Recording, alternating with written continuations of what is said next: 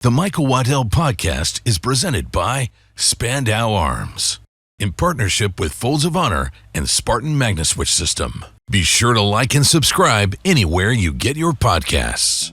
That was always the first thing I talked to soldiers about is like, you're getting the ability right now to protect the American experiment, and that's our highest charge. Because this is the greatest country that's ever existed in the history of the world. And yes, we have our problems. Yes, we have our downfalls. Yes, we've made missteps. But it's always been out of a sense that there's a shining city on the hill that we can strive towards. And every action that we make that is a positive influencer on any campaign that we might bring to the world moves us towards that direction. Well, welcome everybody. I want to introduce you guys to Bill Thompson, and I don't do this every show, but I'm doing it with Bill because one thing I've learned about military, for lack of better words, badass guys like you guys are humble, and y'all don't ever really, you don't really even like your bios read. But in this case, I want to spend a little time, and I did this for Colonel Nick with Folds of Honor, and specifically Bill here. Bill Thompson, you're retired U.S. Army Chief Warrant Officer, CW4. You're an entrepreneur, obviously a lifelong hunter, I can't even say that. Conservation advocate. Yeah. You got 2 decades of military service in intelligence and special operations, and that led to you creating Spartan Forge, which is the first IA-powered hunting app that applies military targeting methodologies with wildlife pursuits, particularly in white-tailed deer and elk, which that speaks my language. You bridged a lot of the defense technology, outdoor recreation, veteran support, emphasizing ethical hunting. I could go on and on, but obviously you have got 22 years of military service. You've been deployed to Iraq. You've basically fought the war, and from a high intelligent part of it, it makes really good sense. Which to me, when I start looking at this hunting app that y'all created, to see that it came from that military intel background of putting troops on the ground, whether it's with jets and stuff. So obviously I've been using the Spartan Forge app for my hunting endeavors, specifically elk hunting. Holy cow, it's so nice to help you get a kind of better read. And even more particularly when it comes to me, I've always been kind of controversial because somebody asked me one time on a podcast, like, when you're hunting turkey or you're hunting elk, they said, how do you look at it? And I said, man, might not be the popular thing to say, but I look at it like they're terrorists, man. I mean, they're not, obviously. Right. In conservation, we're trying to take way less than we ever put back. Right. But when it's time, and I finally got that coveted Arizona tag, or I got that coveted New Mexico tag, or I'm hunting sheep, or I were to get a bighorn tag, in my mind, I'm thinking I've got 7 to 14 days to put together a tactical situation. In this case, take out a wanted list animal. And so in your case, how you have applied a lot of the same techniques, how y'all specifically were looking for terrorists, how y'all specifically were looking for hot spots, what it was going to feel like, whether it's a flyover, whether it's going to be an airstrike, whether it's going to be boots on the ground. In reality, there's a lot of similarities because military and special ops, you're hunting. A lot of times you've already found or got a target. But then you have to figure out, how do you get in there? What's the winds going to be? What's the weather going to be? What's the opportunity going to be? And what conditions might you run into? What's the angles? What's the elevation? What's the altitude? So many little things. And so when I started dabbling into this particular app, Spartan Forge, it's so easy to see once you load it on your phone that it's not just a hunting app. This is a highly tactical, and you could tell that some of the same technology, y'all was able to use that. And so obviously I want to get to talk a lot about that particular, but I'm really excited. I kind of feel like Sean Ryan to talk to you about, really do, about all these different things and areas you worked in the military and all the years experience you had, and how AI and how these type of apps and technology has really took things to another level, in our fight and terror, or just fight for freedom and fighting campaigns. I mean, it sounds like it's going to be a good podcast. No doubt. I'm excited, man. I wouldn't say I was a badass. I would say I was a nerd. I always say I was a nerd for badasses. So it'd be other guys that were actually, the long tabbers or the rangers or the special operations guys. I just have a very inquisitive mind. And I think your observation, and I always say, like, it might come off as cliche, but really a whitetail or a big elk or a terrorist have a couple of things in common. Food, security, and girls. Like, like those three, you nail those three things down, you've got a pretty accurate picture of, you know, a person or a trophy animal. And that if you can understand those three things, you know, movements, logistic routes, all of the things that we would focus on with terrorism, communication, right? You know, exploiting a cell phone or going after a terrorist network, how it finances itself or conducts logistics is the same thing to me as looking into a scrape or a rub. What does it tell you about how an animal is communicating? What does it tell you about how they're moving between bedding and food, how they're moving between bedding and food and where the girls are at? You know, what historical sign are they leaving by? A scrape's a communication tool. In the same way that we're looking at the communication networks. And it sounds cliche to people, but when your observation is pretty good in that when you break it down to its constituent elements, really what you come down to is a variable analysis problem, or how I look at it as an engineer is how many questions do I have about a particular environment, and what sources of data can I use to draw meaningful conclusions about how I can buy down risk, or as a hunter become successful. So as a military guy, it was, you know, we're putting money and treasure and blood on the line to go after a bad guy. How do I pull in every piece of data that I can to do that risk analysis and reduce entropy so that a battlefield commander knows that he's going to war with the best amount, with the best picture of the battlefield, or what we call the common operation picture, the COP of the battlefield. How do I reduce that entropy so that we're securing, you know, American young men and women, Americans that are putting their lives on the line? We're not, you know, overspending, and we're not being reckless with those two very precious things, the American taxpayers' money and soldiers' lives. And in hunting, it's the same thing. You know, you've got mom at home, you've got family, or you've got, if you're a woman who hunts, you've got papa at home taking care of the kids. You've got money wrapped up in gas, travel, all of these things. These are resources too that require analysis, so that you're not wasting time away from home burning boot leather, or you're not going to be able to be in New Mexico until you're actually on the ground. How much research and how much buy down on risk, right? So that you have success when you get out there, can you do before you actually get off the helicopter or off the airplane and your boots on the ground, so that you have a plan when you get there? Because if you're not going to have a plan before you get there, you might as well hang it up. You know, you can't just walk in and expect to kill the biggest buck or nab the biggest bad guy. So it's a good observation, and it's one that I used to use in the past, and I was surprised to hear you say it, because it can come off as cliche, but really at the end of the day, it's a variable analysis problem.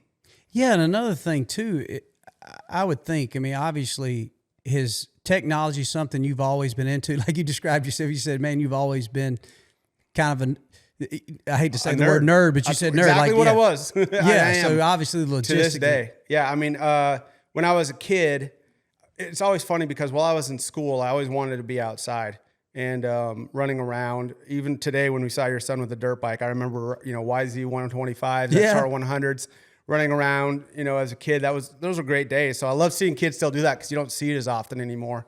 But I loved, how does this, you know, 2-cycle engine work? What do I have to do here? Or I remember when I was a kid, I ordered, you remember, we're dating ourselves here, but you remember you get the little fold out in school with order books and stuff like that? Yes. On the back page, there'd be these like small radios. You could, you know, put together your own coil radio and listen in.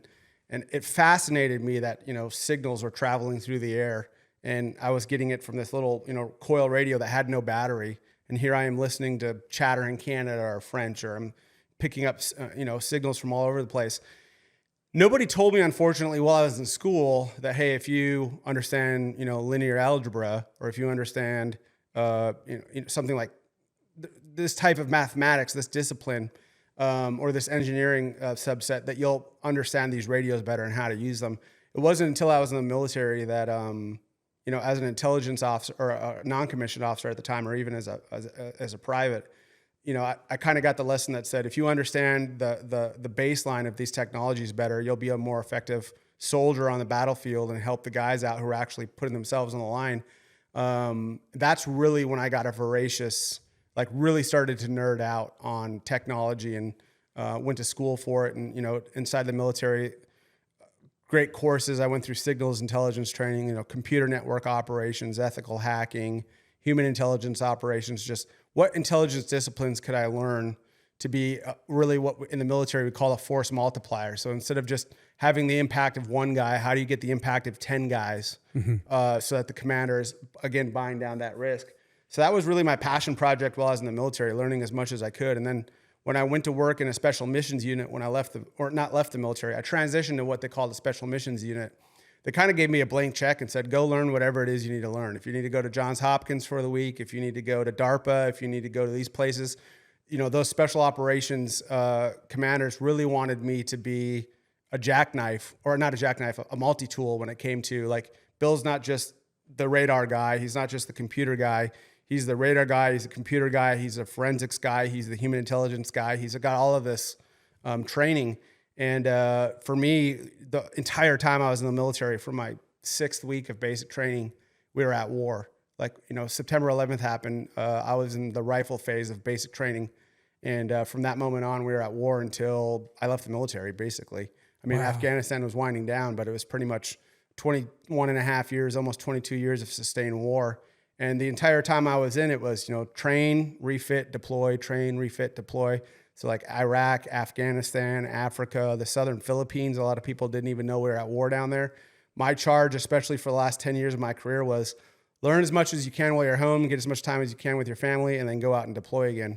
And it was great. I loved that time. And I won't say that I was a war horse, but I served with war horses. And it was my job to make sure that they all came home and that they had the right intelligence and I wasn't walking them into a bad situation. And I took it very seriously and I loved it. And it was kind of great for me because I didn't know what the heck I was going to do when I got out until I started thinking about Spartan Forge. And again, I'll draw the same comparison that you did. There's like a flow state or like a heightened sense of things that you get from hunting. And I got it from the military first. So you're putting together an operation. There's all kinds of interlocking, moving pieces, dependencies, information, political implications, the climate, the weather, the communication networks. As an intelligence analyst, you're putting all of this stuff together. And then when the operation goes down, when it's a successful one, and all of the Americans that went there came back, and all the bad guys that were there are now dead, you get this flow state. You get this, like, you feel like you're in the right place at the right time. You're doing the right thing for the right reasons. And the only other place I've been able to replicate that is on a tree stand. Mm-hmm. So you're putting together the intelligence picture. You're learning everything you can about these animals. You're cutting areas. You're looking for bedding. You're evaluating where they're doing their scraping, where they're doing their feeding, where they're doing their rubbing, all of this stuff. And then you're putting it together and you're looking at this, 160-inch whitetail that does everything it can to go undetected, but still, find food, find girls, find cover. And then you have that moment of truth where that animal's in front of you. And I get into this flow state is the only way I can describe it, where you don't have an internal dialogue anymore, and you're just focusing on the task at hand, and your brain is feeding your physical actions, and the world kind of melts away. It's the same thing I got while I was in combat. And when I was leaving the Army, I was like, what the heck am I going to do? And I think this is a problem for a lot of veterans. They get all of this meaning and all of this completeness, and the job's not purpose, and the job's just not like writing reports. It's actually like you're out there helping your brothers, you're saving your brothers, you're serving the nation, you're furthering the cause of freedom in most regards. You hope that you are. And now what the heck am I going to do? I'm 37 years old. I'm retiring from the military, 38. I joined when I was 17. I was really, what am I going to do? And then when the idea for Spartan Forge, because I was also a hunter, came to me, it's like you said, I didn't want to just build a mapping app. I wanted to build something that was an intelligence collection repository to answer all the questions that a whitetail, elk, pronghorn hunter might have. And thankfully, I transitioned right into that when I left the military. And so far, it's been good. I mean, the day's young. I could screw it up. But it's been good so far. So I think your observations are spot on. It's great to talk to somebody who thinks in the same way. Oh, man, I love it. And I was excited when I saw the app. And that's the first thing that come to mind. Of course, I understood where it come from because I was pretty filled in on your background and understood why and how you took the parallels from military and intelligence and all the different technologies we have now. But, it's cool to think, too. I watched a movie the other day, and I forget the name of it, but it had Russell Crowe. And it was really cool where they were using the drones and technology, and they were setting what I assume is somewhat of a war room, and then they were leading special ops. In this case, I think it was some SEALs, and they were leading in.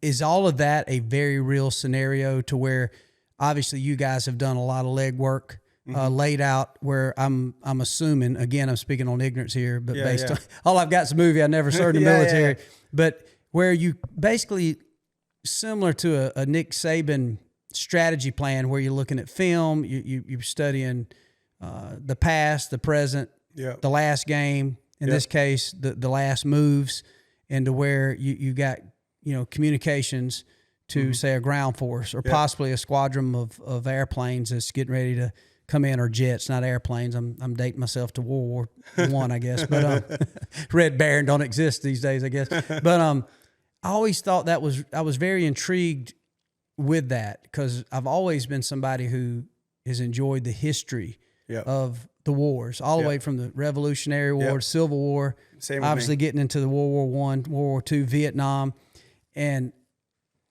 it would have to be just a whole nother ball game now, especially for special operations where you're leading in Delta Force units. So did you get a chance a lot to work with different units and special operations units where you were saying, okay, I'm going to, in one way, I'll be the brains behind this. My team and these teams are part of those teams, where you could say, here's what you can expect. Here's what things are going to look like. Here's how to make this simple. And one other thing I'll add to that before you answer is, I'm not a very smart guy when it comes to IT, computers. I'm still finding out things that you can copy, that you literally can copy a text and paste it onto the next text. Like I found that last week. That's so cool. So in that, one thing I was blown away is, even at the military level, as it translates into the consumer level for us hunters, is that one thing y'all try to do is keep things simple to where even those guys are highly trained and tactical fighters, to where it's simple and easy. They got some at their fingertips. Did that even translate over into the military? Yeah. So, I mean, first of all, I worked with, Delta, the SEALs, conventional Army, Special Forces, like 1st Group, 10th Group, those types of things. And for the first 10 years or so, traditional military forces. They've all got different roles. They've all got different intelligence requirements. But I think it's actually, it's an aging thing. And there's different types of smart, right? Like, I think the smartest type of person is a person who does really good pattern analysis, even if they don't know that they're doing it, and doesn't make the same mistake twice. Instinctive pattern analysis. Yes, but then also doesn't make the same mistake twice. Right. I think that's the most important thing. And that, to me, is a smart person. It's like my grandfather, he wasn't getting a Nobel Prize, but the guy didn't make the same mistakes twice. When he said he was going to do something, he did it. That, to me, is intelligence. Like, that's the highest order of intelligence, because you can get a lot of smart guys that can talk themselves into a lot of ways of making the same mistake 2, 3, 4 times. Then you throw up your hands and you're like, how could you think it would ever be different? Like, you're doing the same thing over again. As a matter of fact, I heard, what was the saying? I heard true ignorance is doing the same thing over and over the same way and expecting different results. Exactly. So, I mean, that's my definition of intelligence. And you can see it, as the guy who does oil change at the Jiffy Lube, and you can see it all the way up to the guy, Elon Musk, who's putting rockets landing on their butts. Like, they tend not to make the same mistakes twice. And working with all of those people, they always have different priority intelligence requirements, different ways that they look at the battlefield. And really, to me, the true intelligence is, how do I take a very complex situation? And I actually think I wouldn't say I'm a smart guy either. What I would say is, I am a person who's relatively talented at making really abstract ideas understandable. Mm-hmm. I would say that would be one of my strengths. So I can communicate with someone, like, for instance, when I was at DARPA, I'd be communicating at somebody who only looks at his shoes and is spending 12 hours a day writing on a board. And I could understand what he was getting at, even if he was above my pay grade, like the complex problem that he was trying to solve. And I'd spend a couple hours with him. Then I could walk in the next room and I could talk to a military commander and say, this guy's trying to do X, Y, and Z. In layman's terms. In layman's terms. So I was distilling it and making it palatable, I guess is the best way to say it. And really, that was a challenge for me, is how do I metabolize the commander's priority intelligence requirements? What are the questions that he's trying to answer about a space? And then go out and find really austere data or really abstract, difficult to understand data, and then make it palatable, timely, ingestible, and actionable. Like, how do I do those things? And that transition into taking, a whole network of communications data, which is essentially ones and zeros when you think about it, and then mapping it and putting it all together and saying, X, Y, and Z are communicating this way. They use these techniques, tactics, and procedures, and here's the vulnerability. Here's the weak point in it. Here's how we can exploit this. We can turn this intelligence requirement into intelligence met or provided. So that was really, my charge. And I think, like I said, it wasn't necessarily, I've never called myself a smart guy, but I have been someone who's been able to surround himself with smart people and then kind of translate what they're doing into something that was actionable for a guy who's just worried about his troops on the ground. Yes. And I think that's an important function, right? Like somebody who's kind of sitting in, I'm also a military history and a military nerd. And whether it's commanders or even movies and popular culture, the people who are particularly impactful in a battle space or in an emerging science or emerging art is someone who's got one foot in the history and one foot in the future, and kind of can draw from both and then make a product or a solution or answer an intelligence requirement in a way that kind of respects the past and the future and then transmits a signal that's broadly understood. Yes. So, I'm just as likely to nap some flint with a moose antler. I've done that. I did traditional archery, as I am to pick up a Hoyt and put arrows downrange, carbon arrows downrange. I've built bows, and I appreciate new bows. I can start a fire with a flint and a striker, or with a bow drill, or I can get the newest fire starting kit from Amazon or whatever and use both. But it's really about having a appreciation and a rooting in the past to understand where you're coming from. Like I tell my kids, like, calculators are great, but first understand the arithmetic. True. Like, computers are great, but first understand how to use an encyclopedia or the Dewey Decimal System. Go read a book. Like, get out in the library, go do that type of stuff. Read old art, old books, and that type of stuff. So that's really where I try to be the middleman, or the middle walker, somebody who walks the fine line between something that's abstract and something that's concrete, and then making it palatable for someone whose lives depend on it. Yes. Yeah. Do you have some cool examples or success stories that you can talk about, that when everything come together, from the technology to the success story? Yeah, I mean, I can, and I'll speak at a high level just because it seems to me that a lot of guys, when they retire from the military, they got sat down and got like a briefing. Yeah. Like, this is what you can talk about. Here's what you can't talk about. I never got that. So and the story I'm going to tell you today is just going to be at a high general level. But, throughout my military career, when I first joined, I was an electronic intelligence analyst, and my focus was on the exploitation of radars. Mm-hmm. So how does this radar work? What system is it for? What type of ordnance or aircraft or boats is it supposed to track? Where is it on the ground? That type of thing. And would that be used as well as to how to possibly our troops be hidden from those same technologies? Yeah, or just tell a pilot, like, hey, there's an anti-aircraft radar, on the east flank here. When you're flying in, you need to avoid that frequency. Yeah, exactly. Yeah. And so global war on terrorism starts, and then the shift really focused. Like the military MOS that I joined under was a Cold War oriented, Russian oriented, state actor oriented military occupational specialty. And from there, it kind of transitioned to communications, intelligence, languages. So I kind of transitioned where I got into more communications instead of, electronic intelligence. It was now communications intelligence, and it was language intelligence, or like learning French. I studied Russian, learning other languages, and then how do I exploit the communications.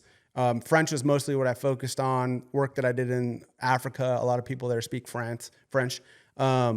So I did that. And then from there, I went into the human intelligence domain. Actually, before that, I went into the computer network operations domain. Then I went into forensics. So forensics would be like, digital forensics would be like, I get a computer from an objective where there are terrorists. How do I derive as much intelligence information from this computer so that we can plan new operations or extract intelligence that's useful to the commander from cell phones, from any type of, document or media for forensic exploitation. And then from there, I went into human intelligence. And that would be, it's kind of a bad description, but an easy way to describe it would just be like tradecraft, meeting sources, that type of stuff. So over my, at that point, probably 16 or so years, we were doing a high level operation with a task force that I was with in Afghanistan, where we were going after a very large media production facility that was producing media that was to be used to train splinter cells. So they'd make like a really glossy magazine, and the magazine would be like, here's how you make a pressure cooker basically bomb. Training manual, terrorists, and then they could send it out to these little cells. And then these cells would have this glossy, really well produced magazine. How-to manuals, essentially, yes. But, there was training, and it took a lot of media and production, and there was all of this stuff involved in it. And I think our planning for this operation was something like 6 or 7 months. But I really got to use my signals intelligence, communications intelligence. I got to use the human intelligence stuff, tracking, targeting, tracking, locating technologies. I really reached into my kit bag, and the task force commander really gave me kind of carte blanche authority to help organize this intelligence framework. And it led to a very successful operation where this place was taken out and less people were dying as a result. But it really allowed me to tap into every piece. And, I didn't participate in the direct kinetic raid. We're off on a hill or we're in an airplane above, still coordinating intelligence down to the moment of truth. They don't want a nerd like me on the ground. I'll go in afterwards and collect technology and do some other stuff. But what we were able to collect from that objective led to many other combat operations right afterwards where bad guys were getting put into the ground. And that was like my last real, what you would call like kinetic support intelligence deployment. That was 2016, I think, or something like that. I just was allowed to use everything I had in the kit bag. Man, to put it all together. everything I had. And it was, God, I think, kind of inserts themselves in those types of moments because, throughout my career, I was like, well, I just used 3 years wasted 3 years learning forensics. Now I'm going to human intelligence. Well, I wasted 3 years learning that. Now I'm going to computer network operations. And then as I got together and was planning this thing, it was kind of like everything I had learned up to this moment, I got to take advantage of and incorporate and use it to buy down risk for the commander and to put bad guys on the ground. And these were truly bad people.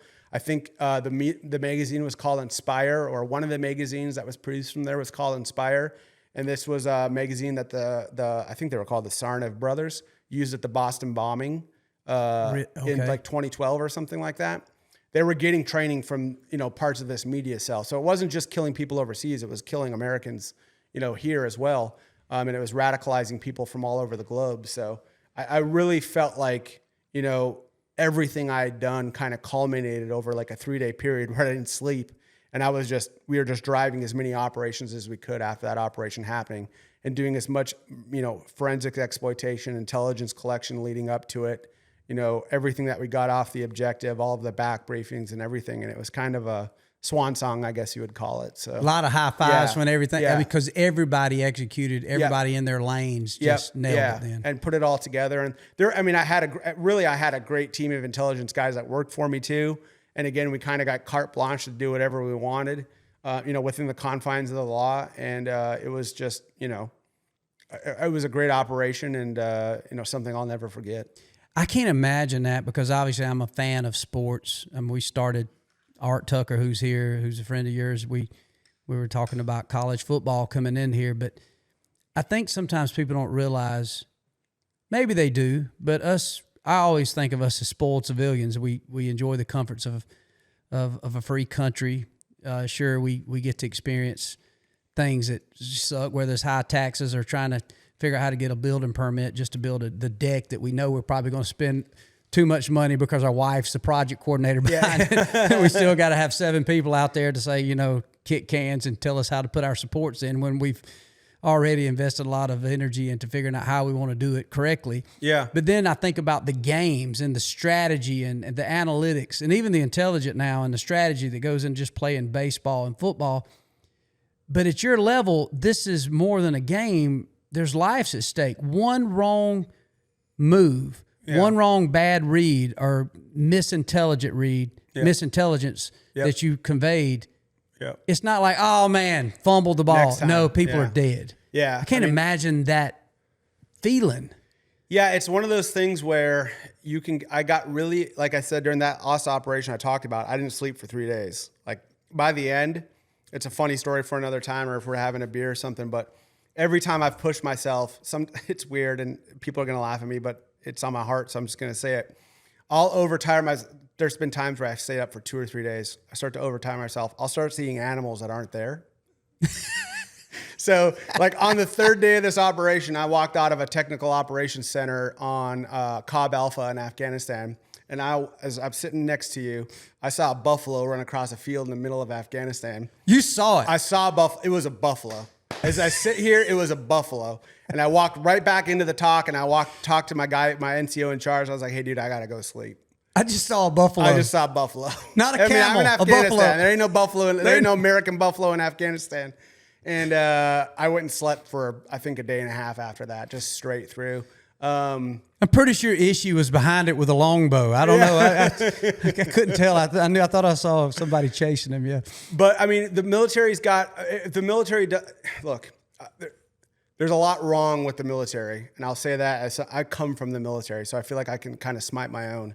There are a lot of problems, but when it comes to the Special Operations Command, they also pride themselves on not having to learn lessons twice. Mm-hmm. There's a great wealth of the Center Army for lessons learned, or for military decision-making process. There's a lot of checks and balances. Everybody's work gets checked, especially in those situations. So fortunately for me, I can think of a couple situations where we kind of screwed the pooch and we thought we were going to have a bad guy there and he wasn't there. Like that happened a few times. But fortunately for me, and I know stories where it has, but fortunately for me, by the grace of God, it never resulted in people losing their lives because I dropped the ball. Like right. That would be horrible. And I know guys who have had that happen to them. And it's something that I just thank God never happened to me. And it's not to say that I'm perfect. I would say I had really, again, I think my second strength was I kind of have a sixth sense when it comes to evaluating people. Like when I meet someone right away, I'm kind of like, and sometimes it served me, sometimes it hasn't served me. But generally, in the special operations arena especially, I got to kind of assemble my own teams. So I put together a team and said, here's where I'm going. I would say either I know the right guy or I'd interviewed some people. And I kind of had a sixth sense when it came to people right away. Like, am I dealing with a good actor or a bad actor? Is this a guy who's going to cut corners, or is this a guy that's going to go the extra mile? And I would say 85 or 90% of the time, I called it right with people in that regard. I can think of a lot of times where I called it wrong and it ended up burning me. But I would say that was one of my other talents. So really, I was surrounded by great people and great teams. And my charge as a leader of these teams was to provide them purpose and direction. And I think one of the things with leadership that the military taught me was it's all about getting people to buy in. Like, if you're just paying someone a check and threatening them because they're not getting the work done, that is a leadership tact that gets taken a lot in the military, like yelling and like putting people down or threatening, extra duty or seizing their pay, or, there's all kinds of stuff. As a field grade officer, or as a CW4, who's I think a field grade officer equivalent in the military, I had the ability to make people's lives horrible. I don't think I ever did it. I don't think I ever had to. Because if I recruited someone in and it was obvious to me their heart wasn't in it, and especially during the later part of my career, I could just be like, hey, dude, world needs bartenders. Go and do your thing. Like, this isn't the right place for you. But when I picked those people and I would give them meaning and tell them, like, this is what it's all about. We've got an amazing country. We've got an amazing constitution. You have the ability as an American citizen to witness people burning a flag of the country they will under no terms leave, and hoisting up the flag of the country that they came from and by no terms will go back to. And they've got that constitutionally protected under the First Amendment. That to me is beautiful. It really is. It makes people angry, and I get it. Rightly so. I've seen that flag draped over coffins. I don't want that happen. Under no circumstance, I will probably never burn a flag. I can't see myself doing it. But the fact that we can do it and not get our heads lopped off on national TV or get hung in the square, which is still happening like Saudi Arabia. Like, you're a woman in Saudi Arabia, get in a car with two guys you're not related to, you can get hung on Saturday. That can happen. In this country, in this country, we can get away with all kinds of stuff, and we get to express ourselves and have these ideas. And that was always the first thing I talked to soldiers about, is like, you're getting the ability right now to protect the American experiment, and that's our highest charge. Because this is the greatest country that's ever existed in the history of the world. And yes, we have our problems. Yes, we have our downfalls. Yes, we've made missteps. But it's always been out of a sense that there's a shining city on the hill that we can strive towards, and every action that we make that is a positive influencer on any campaign that we might bring to the world moves us towards that direction, and that we're going to sacrifice those rights and those constitutionally protected rights as soldiers, where we don't have the First Amendment, we don't have the Fourth Amendment, we don't have these we don't get to say whatever we want whenever we're in uniform, but we're going to sacrifice that because there's something better. And that's kind of the human condition. If you can put off something you want today for a better tomorrow, that's sacrifice. And we know from the Bible, God honors sacrifice, like good sacrifices, Cain and Abel. Like 2 sacrifices were brought. One was good, one was bad. And we know what happened with the guy that had a bad sacrifice, and we know that what happened to the guy with a good sacrifice. Let's make good sacrifices for this country and make this experiment better. And people buy into that. And it's not me, it's the founders, right? I'm just a middleman. Like I said before, I'm going to relay that intent and purpose, and that will motivate people. And I'm surrounded by great people. When you surround yourself with great people, which is what I do with Spartan Forge now, all my guys are better than me. I'm confident any of them could step in and serve as the CEO if I get hit by a bus tonight on my way back to the airport, and everything will carry on. And I think that's the mark of good leadership as well. It's like, if I make myself a central point of failure in my company, then I'm failed as a company owner, right? Like, everything falls apart when I walk away. That's not a good company. Correct. So that's really been my charge in the military. And, I say all of that to say, fortunately, I didn't have to suffer under the sword of failure because I was always surrounded by great people. That's, first of all, so well said. And it is amazing when you look at all of that and you bring it perspective. I can't imagine how maddening it can be to be in these countries where none of what you talked about exists. Right. Even places that a lot of Americans go to hunt, a country like Zimbabwe. I remember the first time I went there, and there's pictures of Mugabe in every office. Most of the time, multiple. Yep. It wasn't because they were just fans of Mugabe. They had to be. Yeah, as a matter of fact, I remember as we're sitting here just talking freely, it's one thing I love about podcasts is the fact that we can just unpack so much and just say things, whether they're offensive, whether, because we're recording this in the great country called United States of America. Yep. We can obviously do that. But over there, I remember sitting down in chairs around a campfire in the middle of Zimbabwe. A friend of mine had an elephant tag, and I was going to chase a buffalo, and we're getting ready to go fish on the I think it's for tiger fish on the I think it's Tigris River, but it's where Victoria Falls flows over, and it was just amazing and beautiful. And I remember I was sitting talking to this PH, and as I'm talking to him, I said, "Man, this Mugabe seems like an asshole," and man, it was almost like. He literally, this was a brawny guy, man. He had fought in the Rhodesian War. Wow. And had flipped a Land Rover and had seen horrendous things. And I noticed when I said that as a spoiled American, right, which I'm used to open dialogue. I'm used to just, if you like Trump, you can talk, you can love him. If you like Joe Biden or I don't know her name, Kamala, you can say you like her or love her. But if you can't stand them, there's people on the streets protesting right now, whether it's around something that they don't like in politics or whatever it is, and it's fine, do it. I think it's crazy when they go burn down cities, but I found myself realizing how lucky I was as an American there by when I said this Mugabe seems like a real jerk, where he looked around and he did. I never forget. He just quit. And I'm like, what did I say? I didn't curse. Right. I did say asshole. Yeah. And it hit me. I'm young. I'm in my 20s. Yeah. Just all I'm worried about is, man, hunting an animal in Africa that I dreamed of as a kid. Here he lives in a country that was Rhodesia, that's now Zimbabwe, that's ruled by a true dictator. Yep. That's one of the richest people in the world, when I'm seeing people dying on the streets. And he did not have the freedom, or we, in this case, didn't have the freedom to sit there and talk any negativity. He said, "You don't understand." He started whispering. And he said, "Man, you just never know here, even some of these people that are here that's working. Oh, yeah.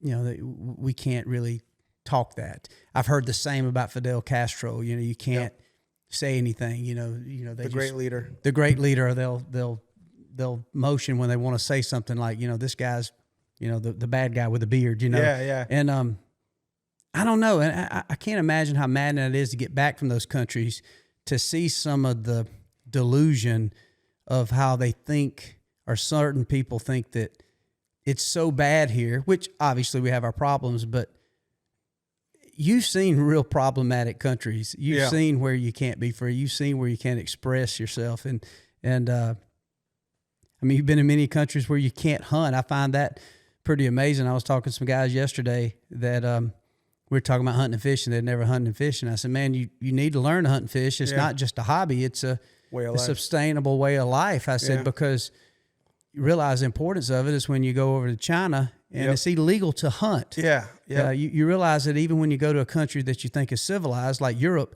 where you still can't bow hunt because that's a poacher's tool. Because Robin Hood, dating back in historical, like you were talking about, that's what he did. It, steal from, think of stealing from the rich and giving to the poor.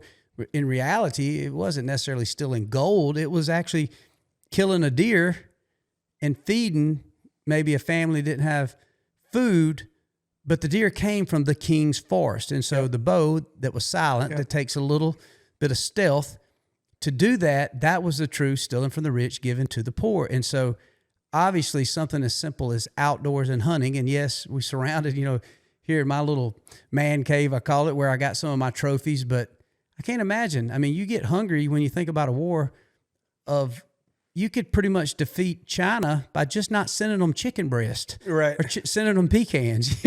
And so I don't know. I just find it all the time. It's maddening to me, and I never even fought or was any part of any campaign of war to help make it better for people in these countries.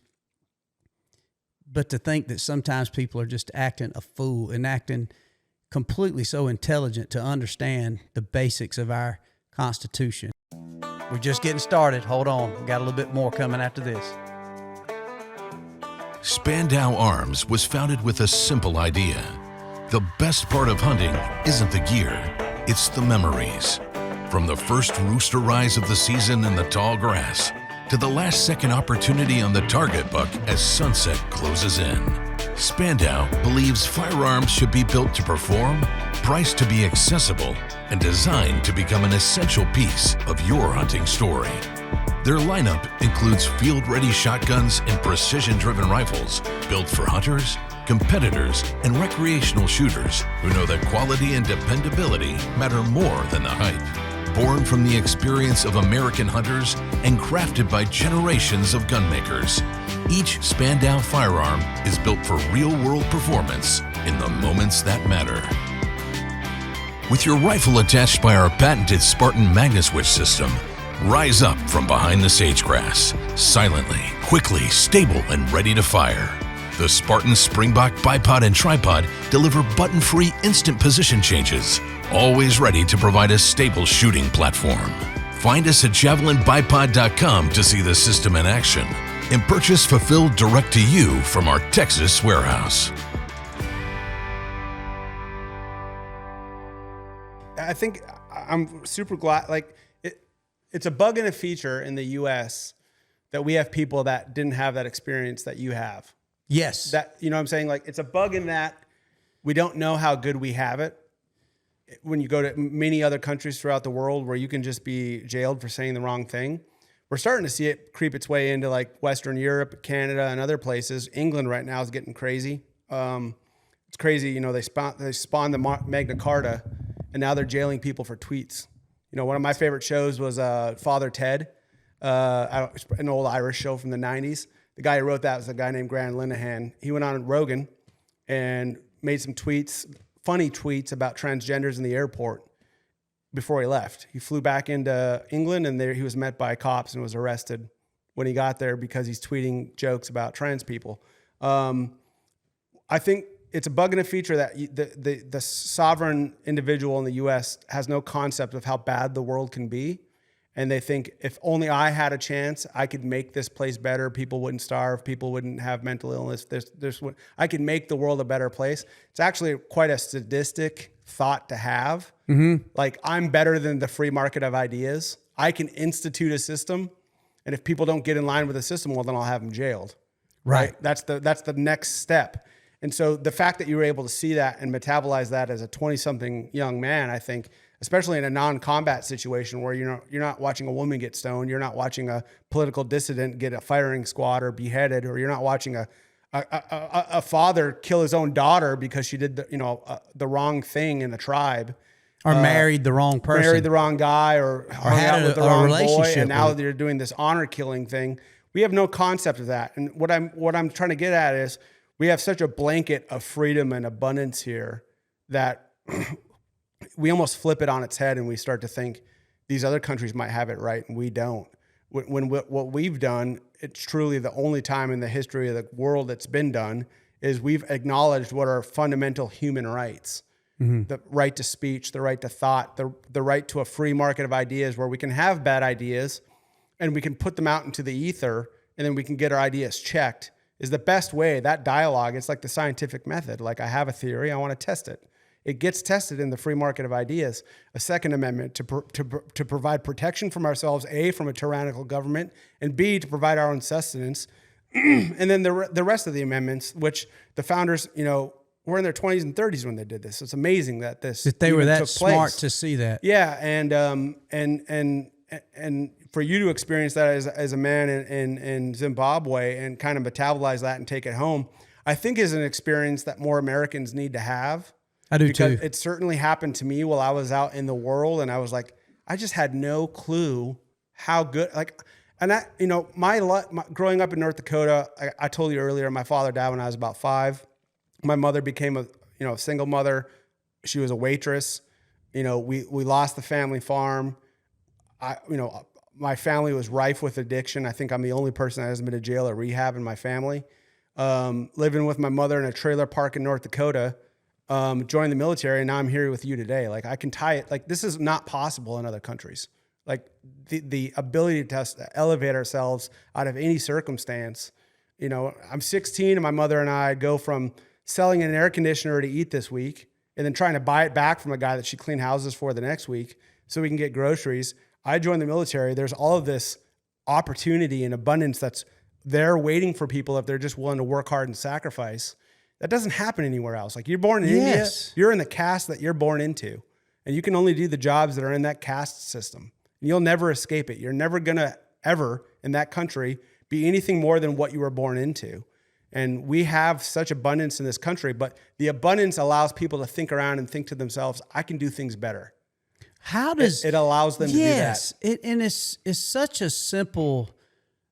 I don't think you have to be necessarily intelligent to see that if you live in America, but it seems that we've gotten there. And I don't understand it. And I've often wondered, and I remember what hit me hard, even leaving. That was just one experience. We went on and hunted Botswana on that particular trip. I think Zambia, Nick Munt and some of our crew went over to Zambia, and you could tell different countries in Africa. And I'm certainly not here picking on the African people, certainly not the African people, but the government. You could tell some were more civilized in basically the way the system was run, and a little bit more westernized when it comes to they were looking for what America has, and they was trying to fix it. However, I found it intriguing that when you get back home and you see people like AOC is a prime example to me.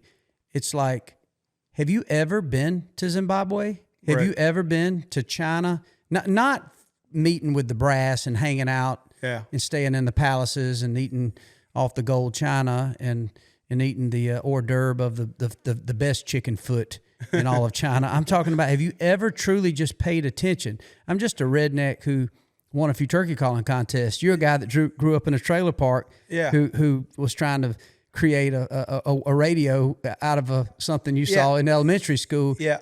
And I don't understand how we can see it, but so simple and clear and plain through calloused hands and work and taking those valleys that we went through, that when I look back, similar, I had some of the same situations to where some of those really tough times were some of the best times in the way that I understood what love was, I understood what commitment was, I understood what sacrifice was from my parents, I understood what hard work would pay, and I often see, why would not every politician, Republican or Democrat, go to some of these?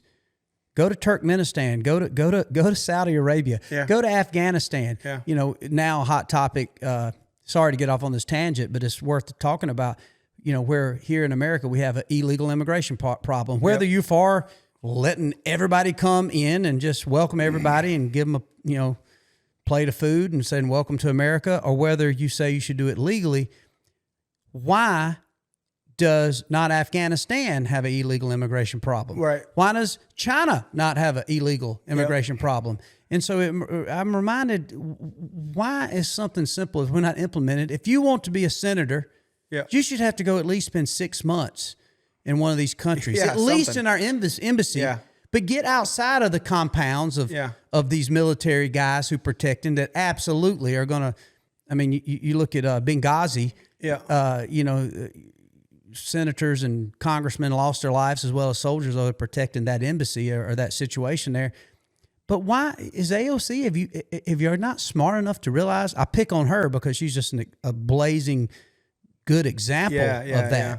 I'm sure I could go over on the other side of the fence, on the Republican side, and say, why don't you go check it out? Yeah. And I did it just through hunting, through adventure. I feel like I'm as safe when I go, only to realize I'm not American anymore.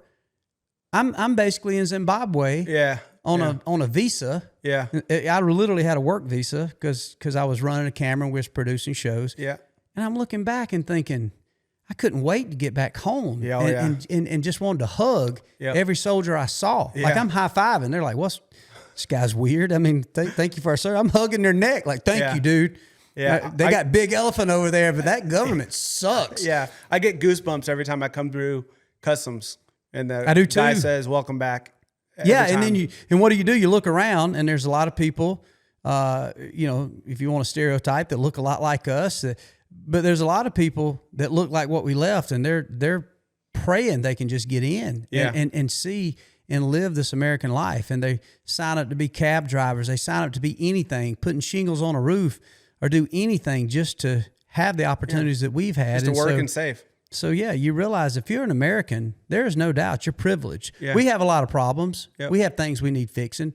But I don't know. It's such to me, a black and white, common sense thing that you can see. And maybe it is travel. I think it was Ernest Hemingway had made some famous quote, and bits and pieces of quotes. I'm that way on the Bible, too. I'll know verses and know certain things. Sometimes I struggle to find the book that I read it in, but things stick with me. But I think it was Hemingway who said travel certainly gives you so much more intelligence and understanding and broadens your experience to understand people and cultures and how good you might have it. That's I know I murdered that, but that's the way I took it. The thesis is there. The thesis. And I don't know. And I think there should be more soldiers. It's one reason I really enjoy what Sean Ryan does and his experience in the military, where he's talking to these soldiers from people that's going through horrific stress and post-traumatic syndrome situations of what they've seen and what they've had to take out, people they've seen shot right beside them. Yep. They have seen the gay man stoned to death. Yep. They have seen the same guy who stoned the gay man literally breed a goat in a back alley. Right. And it's like situational ethics. On? Yeah, what is going on? Yeah. And here in America, then all of a sudden you'll see this obscene, crazy things. And you're right. And a lot of my conservative friends want to throw a stone at me for this. But in one way, I see some of the things that I don't agree on and certainly wouldn't participate in. I'm thinking, only in America. Yeah. Only in America could you put up a satanic church. Yeah. And you're fine. Yeah.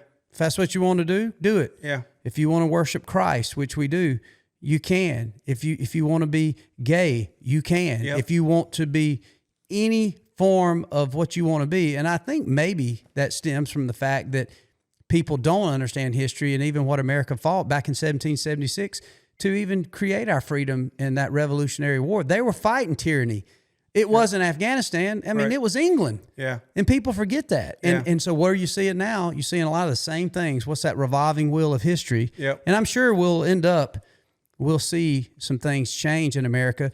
But people are fighting hard for the catastrophic demise of what we find sacred, and what they don't realize, if they win this fight, they just alienated themselves from everything they truly was fighting for. And it's not even a maybe you can define it as a conservative or a liberal thing, but to me, it's just a dumb and a common sense. It's either you're dumb and don't see it, or you don't. And I'd read some stuff on Marx, and you look no further when he had banned. I saw this on a World War II documentary where he had went and put and made like the stories of Robinson Crusoe. Where if you think about Robinson Crusoe, you know, every kid, not every kid, I don't, you know, my kid's watching MacGyver and Dukes of Hazzard and Nice. Lassie. You know, Nice. He's 9. He still gets on YouTube and watch some of this other crazy stuff. But inevitably, when you look at Robinson Crusoe, I mean, think about that story is. It's just a family who's living off the land, built huts up in the trees that were independent. Yep. So it does prove that in one way, Marx was pretty smart. Karl, you know, the Marxist revolution, Yep. he was pretty smart in thinking, wait a minute, we need to get rid of this. They don't need to understand that this could be there. I will take care of you. You're not able to take care of yourself, so let's strip you of your independence. And it just proves that bigger government, in historical records, big government has never worked. It's never worked. Have you?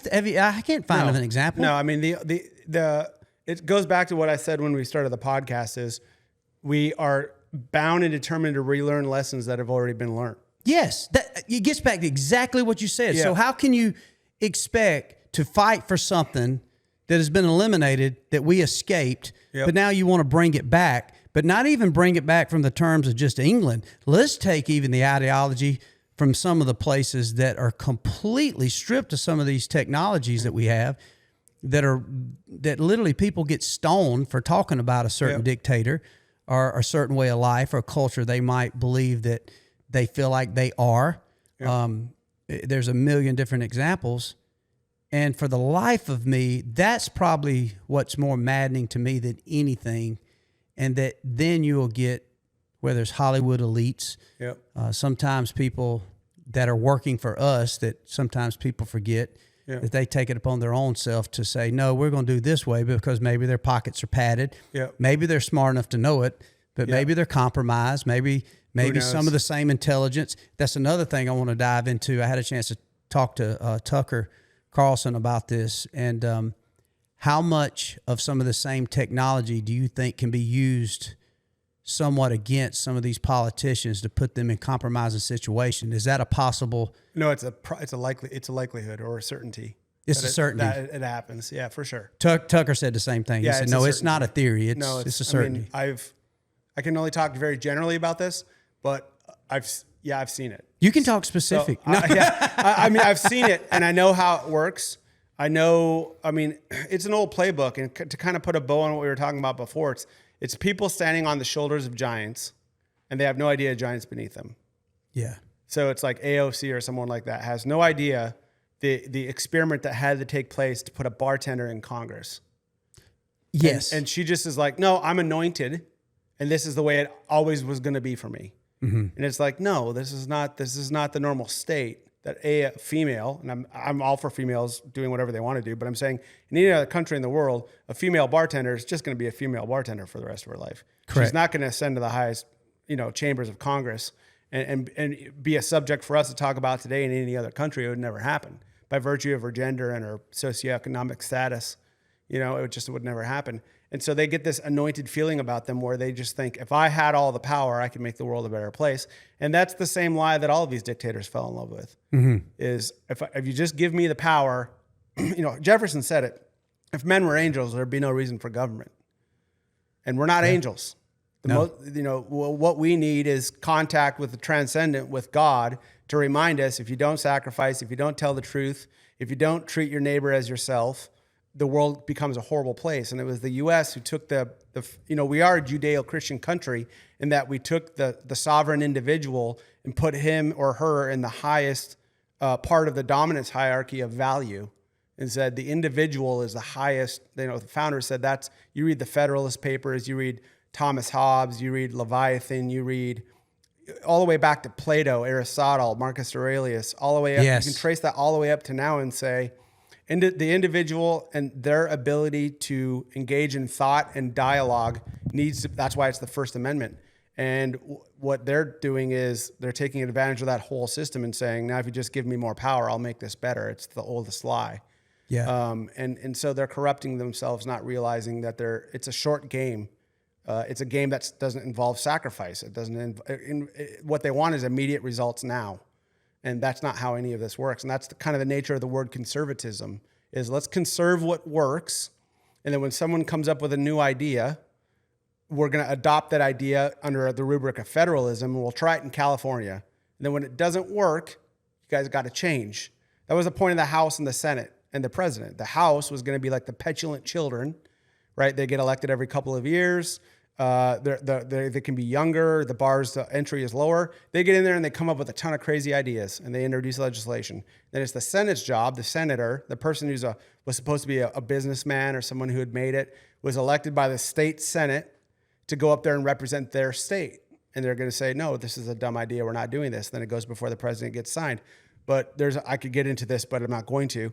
We did away with a lot of that system where we make the senators a popular election now instead of a state Senate election, which is now the senators don't represent states' rights. They represent their largest population districts. So to become a senator in New York, you just need to campaign in New York City. What will be the demographic of New York City? Any city, largely left. Now you're not representing the guys out in the Allegheny or in the Appalachians. You're representing just New York City.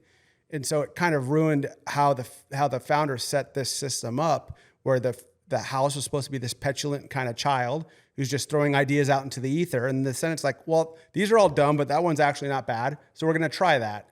It's going to get tried in California. Then when it fails, we don't implement it for the rest of the U.S. But now we've got a system where California can fail for 10 or 12 or 14 years, and we just keep federally subsidizing them and bailing them out. And it's a bigger problem for another podcast for a longer amount of time. But it's such a unique experiment and such a wonderful thing that, when I first joined the military, I really had no concept of why I was joining. The rubric for me was, how do I get out of North Dakota? I'm not a farmer. I don't own land. And I love North Dakota. I just was home doing harvest. I go home every year and I help with harvest simply because I want to remove myself from the office environment and just be in a truck or a combine and just like the field gets harvested. We've got the beats up. The lifter's good. We're done. And we move on. Yeah. I love that. So I go and do that every year. it puts me in contact with people that I grew up with. B, it puts me in an environment where the work is real and the sweat equity is real and you're putting yourself into something. But also I get to kind of detach myself and kind of reset, and I get to put out cameras. I get, I do all that stuff as well, or I'm looking for deer and that type of thing selfishly while I'm doing harvest. But it resets me. Yes. And then I can dive back into the abstract work that never ends, which is software development. Right. I've got enough ideas in this app I could build for the next 8 years and still only realize 3/4 of the ideas. It never ends, but harvest ends, and I love that. And that is another part of the U.S. experiment where we've kind of moved away from the agrarian society, and we don't think about agriculture. We don't think about what it takes to get all this food into New York City. We don't think about the truckers and the people who are sweating on the ground and actually getting it done because we don't have to. The food shows up in the grocery store and it's just there. So I like to reset myself that way. And I think it's really important to kind of bring yourself back to your roots and then go back out into the world and back to the roots and back out into the world. And like I said, a foot in both is like a really important thing to me. And I can't remember why I got on that subject, but I'm going to stop because I'm getting too far afield. No, I love it. And that's what I love about these conversations because, my personal opinion podcasts are not interviews. They're conversations. And that's one reason, pretty much within 5-10 minutes of having a chance to meet you, we're sitting here talking. And so in discovery, those conversations are cooler talk, so to speak. And I don't know. And like you, I've tried to dig deep and, call it philosophy or history. I just read the book, Marcus Aurelius on Meditations. Yeah, and it's so amazing. Book. And about the same time I'd finished the book, I'd hunted and spent some time with this preacher that I respect who's preaching the word. And we were talking about all this happening. And he said, man, he had told me this. He said, people talk about times now versus times way back then. He said, it's the same evil. It's just a different time. Yep. And it's so true. And that come apparent when I'm reading that Marcus Aurelius, and that, I forget the year, but that 160. Was think about that. 160. Yeah. I mean, after Christ, and 160 years after Christ, that's a long time ago. And it was almost like you could see somebody with all the same problems today. Same exact problems, and how he was basically just a diary of his thoughts of leadership. He never meant it to be published. Yeah, that's what after he died, an aide de camp found it. Mark's really, he was writing this to himself. It was a diary, essentially. Yeah, it was a diary. He was writing it to himself. He was metabolizing what was going on. And I think one of the reasons why he was a truly great man is you have to put it in context. He was the leader of Rome at a time where he was a Caesar and everything he said was law. Mm-hmm. He could stay drunk for 2 weeks and have anybody's wife and it didn't matter.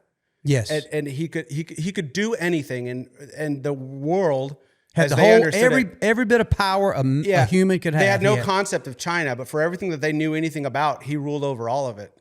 And he could have done whatever he wanted, but he still decided to be a good man. He still decided to give people a lot of grace. Like when you read the book, there's parts where he's saying like, don't judge these people. Like, Socrates was a good man and they killed him. What do you expect for yourself? Like, just the world isn't affecting you. Your reaction to the world affects you. Like all of these Stoic ideals.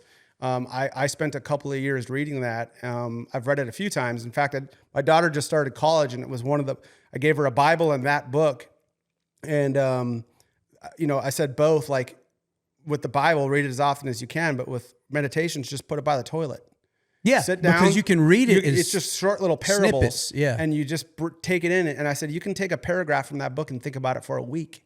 It reminded me of a devotion. Yeah, it is like a devotion. And it's truly great that at that time, someone like that did all of it. And he was the last of the good emperors and truly a great man in that he wrote these things and he was so forgiving and was really trying to do something great. He wasn't writing this for, I think he would actually be upset if people found out that there was a book published and that I think so. Because it's very intimate. Yeah, it's very intimate. And he was a Stoic. He said, whether you're a slave or you're an emperor, be a good slave or a good emperor. He wasn't endorsing slavery. I've heard college professors say that. He was simply saying this is the state of the world. And if you're going to be something, be the best version of that thing that you can be.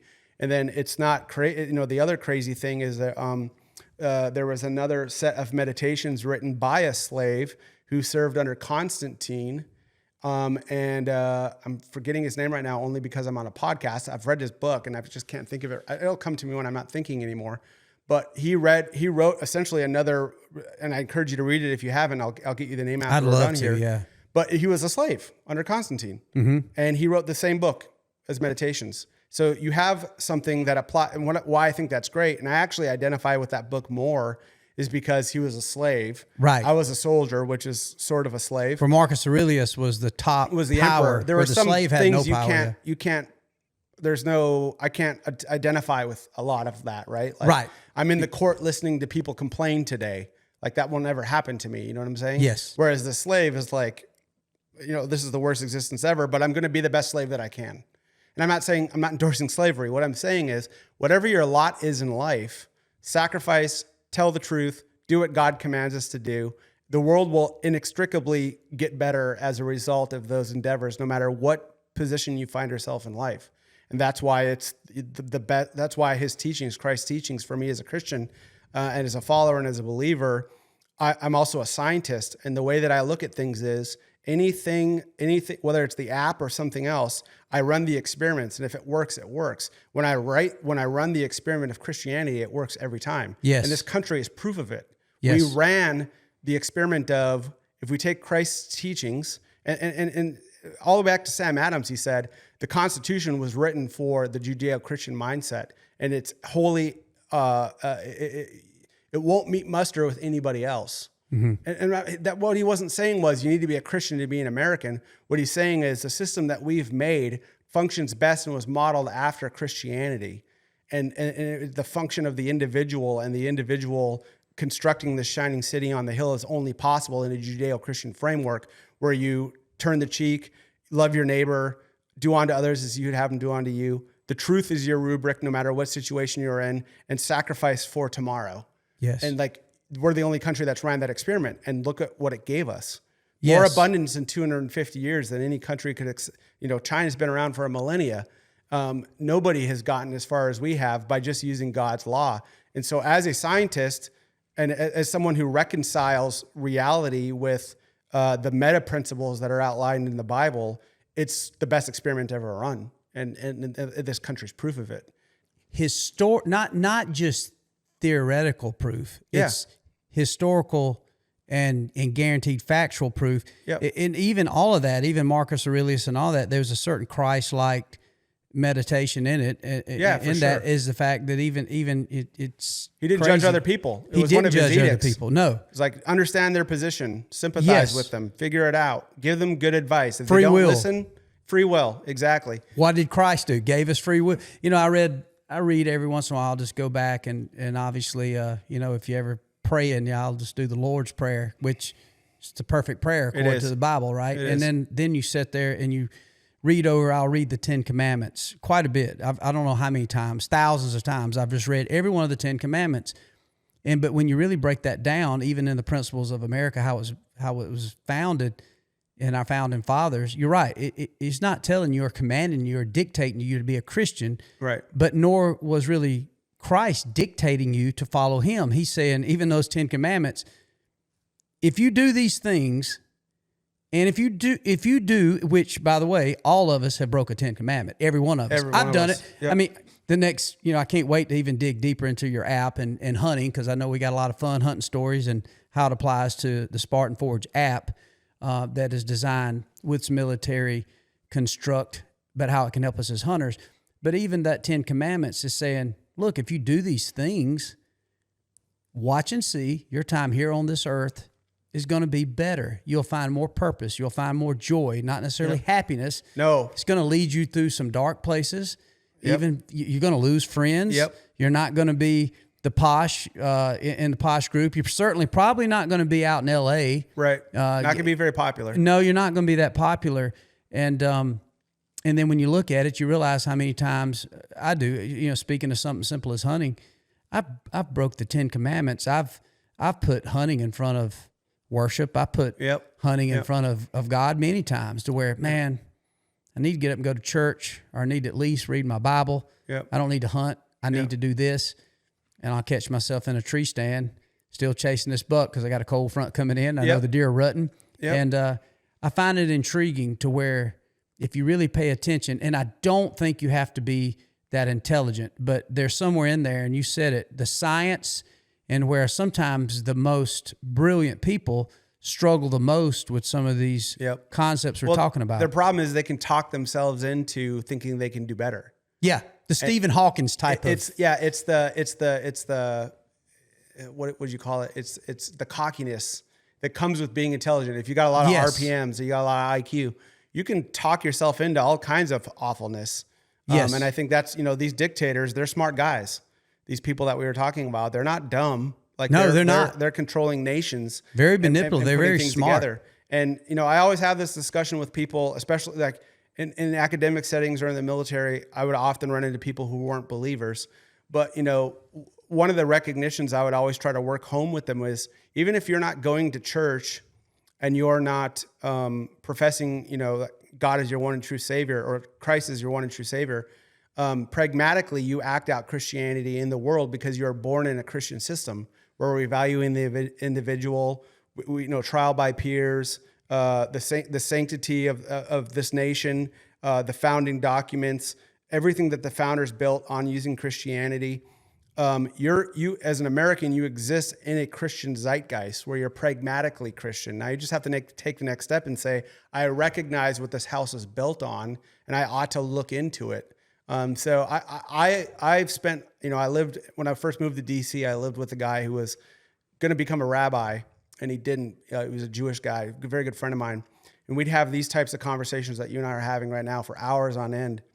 And he was pragmatically a Christian. He just didn't realize it. He didn't even know it. He didn't know it, but he acted out the commandments of Christ, which architected this country, which have been found nowhere else and no other place as Christ's law, but put into practice like it has been in the U.S., very successfully up until probably 20 years ago or so. And if we just get back to those foundational works and just understand that there's goodness in all of these things that we've talked about, and we should continue to run the experiment and value the individual, we'll reset ourselves, and the cycle can reset that we talked about before, and we can have a better country for it. So it's my prayer that will happen. I worry because, you mentioned the cycle of, there's a great cycle called the Tytler cycle. There's a Scottish thinker named Alexander Tytler, he frameworks, how societies fall, and, from slavery to war, from war to individual liberty, from individual liberty to abundance, from abundance to apathy, from apathy to slavery, and the cycle resets. That worries me. That scares me. And I certainly don't call myself a historian. I enjoy history, but that's the one thing that probably has seemed a little fatalistic for me. Like, a lot of people studying like the fall of Rome, like we was talking about Marcus Aurelius. It certainly fell. Rome was a pretty amazing, or it was, historically a powerhouse. Yep. And they had it all, but it all crumbled and fell on that same cycle. So when you read about that and you understand that, it makes you wonder, like, well, where is America? Are we doomed? Is that titular cycle going to come up? And historically, you would think, well, sooner or later, and now I'm in the prayer that it didn't happen on my watch, and certainly for my kids to experience. Because right now, it's funny, I get an overwhelming, like, when you drove up today with Art, you're right. I mean, my wife drives up. She's coming. Here it is in the afternoon time here in Georgia. Beautiful day. It's going to get down to, 57 tonight, be a nice fall night. The deer are moving. My wife goes off to the creek. They're building a fire down by the creek. And literally I got some backstrap I was going to throw on the fire for them down there on some pecan wood. And I was just thinking, it's amazing how awesome everything feels. To meet you, to see an old friend, to in Art and everything come together, and knowing that we're probably going to get a really nice dinner somewhere tonight, and to know that we're going to sleep in an area where I'm from here that you can leave the doors unlocked, whether you're over at Callaway Gardens or whether you're here at my house. And I don't take that for granted. And there's so many places that you've been in campaign with your fellow soldiers. They don't have that same liberty in so many cases. We can say and speak freely on our mind, whether somebody judges it as completely wrong or immoral, or our compass is flawed. And in the same time we're recording this, somebody's recording something and talking about something that goes everything against what we say. But they're just as safe as we are to say what we are if they're here in America, but not everywhere. And to me, a lot of that, it just proves once again that I'm not saying I'm smarter than anybody. You're certainly not saying that. But if you do study everything and understand the technology that you've been part of developing, in some cases, you and a team and other brilliant people, and then you look at the brilliant people, the truly intellectual people that, like you was talking about, how sometimes you are trying to break things down in layman's terms, and you're praying that you discerned it right, to where you heard this guy, if it's a military commander and they're talking about this high-end stuff, and then you're like, okay, no, now let me convey this. Let me get this into some technology, into some layman's terms, that I can have a soldier that I know can hike 20 miles with a 100-pound pack. He obviously can hit a dime, at 200 yards, and he can implement these things. How do I lay it out for him? And then you start looking at these people out here, even in the existence of Christ and all this stuff, historical, and what some of these people are fighting against, the same moral compass that we're fighting for. Is I also found it unique that when intelligent people talk to me, that maybe go against everything we're saying, which I've had these conversations where in some cases I don't have the answer, but the only way I can really diffuse the situation is like, okay, if you are an atheist, then prove to me where these brilliant minds have found that there's not the existence, right? And these books that's in the Bible, or why when I keep running this experiment, things just work out. Where have you found where are your findings that can teach me something that's concrete? I, the dumb redneck, can tell you that this hard-headed turkey here in Georgia is not coming off this hill, because yes, he has judged the great American redneck yep off. He's not coming. This elk on public ground is probably not going to love just the bugle all the time, maybe some sweet cow calls. How do I know? I don't have to theorize it. I can show you examples on my wall and videotapes that I've had these experiences. I'm still not saying I know it all, but I have concrete findings, and you're sitting here talking above me, and I've had exactly this layout with people and say, now tell me how Christ isn't our Savior. Tell me how God does not exist. Yeah. Tell me how this Big Bang Theory has been proved, and that indeed we have done nothing more than to evolve from salamanders to gorillas to monkeys to gorillas to humans, and we're walking around creating Spartan Forge apps. Yeah. Show me how it exists. I'm all ears. Yeah. Let's go. And they will talk something way above my head. None of it'll make sense. Yeah. And I'm sitting here thinking, thank God I'm a country boy, as John Denver said. Thank God. You know what I am going to do? Make some freaking pancakes in the morning. I'm going to take my kids hunting. Yeah. And when we get back, we're going to ride a dirt bike.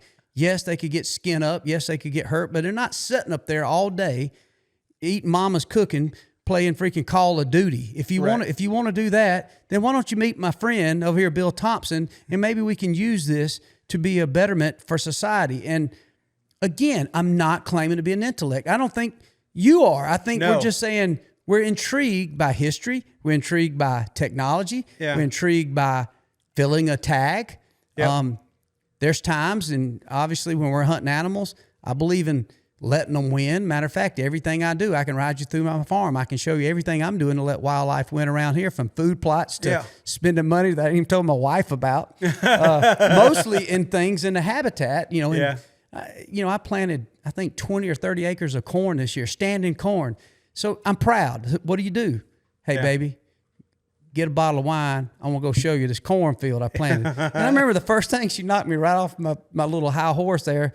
Me and Papa, my dad, we'd done planted this corn. She said, this is beautiful. Look at the corn. She said, now what's this for? I'm like, it's for the deer. She said, for the deer? I like corn. Why am I buying corn? I'm like, well, this is for the deer. So I'm sitting there thinking, like, she's right. But in simple thinking, I'm like, I've spent more money. Yeah. Literally probably spent $5,000 farm, not counting the tractor payments, right? Not counting mine and my dad's time. And the fuel. And fuel. Yeah. Yeah, you got some clown that's pissed off that I'm hunting farm-raised deer. And I'm thinking, the hardest thing I ever did was figure out how to afford, and I tell people, a lot of times, no, I haven't afforded it. The bank and the system allow me to make monthly payments to have a place like this. And yes, I still, and at times, hunt a lot of public ground. So I'm just saying that to say we are in this process of trying to make things better than we found it. And yes. And we do that. Sometimes it literally costs lives. Sometimes it costs $5,000 to plant corn. Yeah. I got deer. I got one up in the cooler. I butchered today up there. Cut the back strap, and we're going to grill some of it down there with these youngins. That sucker had a layer of fat bill that big. And I was proud of that layer of fat on that deer. And by some who maybe not be a hunter, which is probably rare for people listening to this podcast, I was proud of that layer of fat. I'm sitting there with Ryan Wakenig, our social media man. I said, look at the fat on this deer. I was cutting out the back strap. It was so fat, I couldn't even find the crease to get the back strap out. And I said, I couldn't even find the ribs on this deer. And I said, yeah, this is that money we spent. This sucker been in that cornfield, And that's wonderful. I don't know. I just think of all that, and I think about so many things that people make complicated. It can get back down to simplicity, to fundamentals. Really. Yeah. Yeah. I mean, one of the things you said in the beginning that I want to put a tack in is, I think it's a gift in life when you are in a moment and you realize how good things are. Yes. I mean, that is true. Like, I have so many memories in my life where things are happening and I just had no concept of how good it is. And I think as I get older, I can soak in more of those moments. Like, I understand more in the moment when something awesome is happening. You said it out there about, just looking around. We're going to have the fire down by the creek. My wife's out here with the Kawasaki. We're running down and going to have some back straps on a deer I killed tonight. Life is good.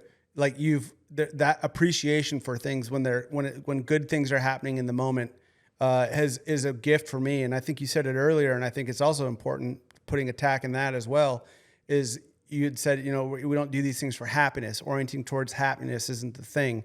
I think that's a problem for a lot of people, is they orient towards happiness. They want happiness all the time.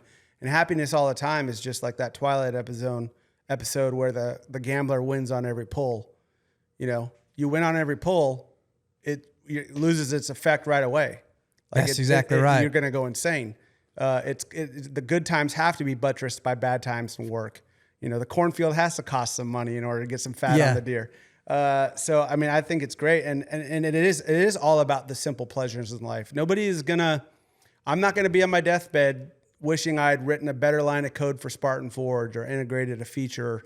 You're still not comfortable, are you? You want it to be better, don't you? Yeah. Well, not only that, I'm going to be saying to myself, I wish I had done one more fire with my kids in a backstrap. I wish my wife had picked me up and we had done one more night like that instead of something else where I was investing all my time in this. Like, that work-life balance is important. But, my wife had recently left the government, and she had, worked at the highest rungs of the FBI. She was a one-star general equivalent there, very sharp mathematician, John Hopkins, you name it. She's got it all when it comes to the academic bona fides, what most people would wish for. She had a lot of anxiety about leaving. And I said, babe, none of those people are going to be carrying your coffin when it's time. It's going to be your kids. It's going to be our family. It's going to be our friends, the memories that we've built. Like, she, had some anxiety about the next step because, her and I both, I love our country, can't stand the government is a good way of putting it. Her and I both had problems. Even now, I love 85% of what Trump's doing, but there were some things that were happening in the FBI that she wasn't cool with, and she just thought it was time to leave. And I said, go for the next adventure.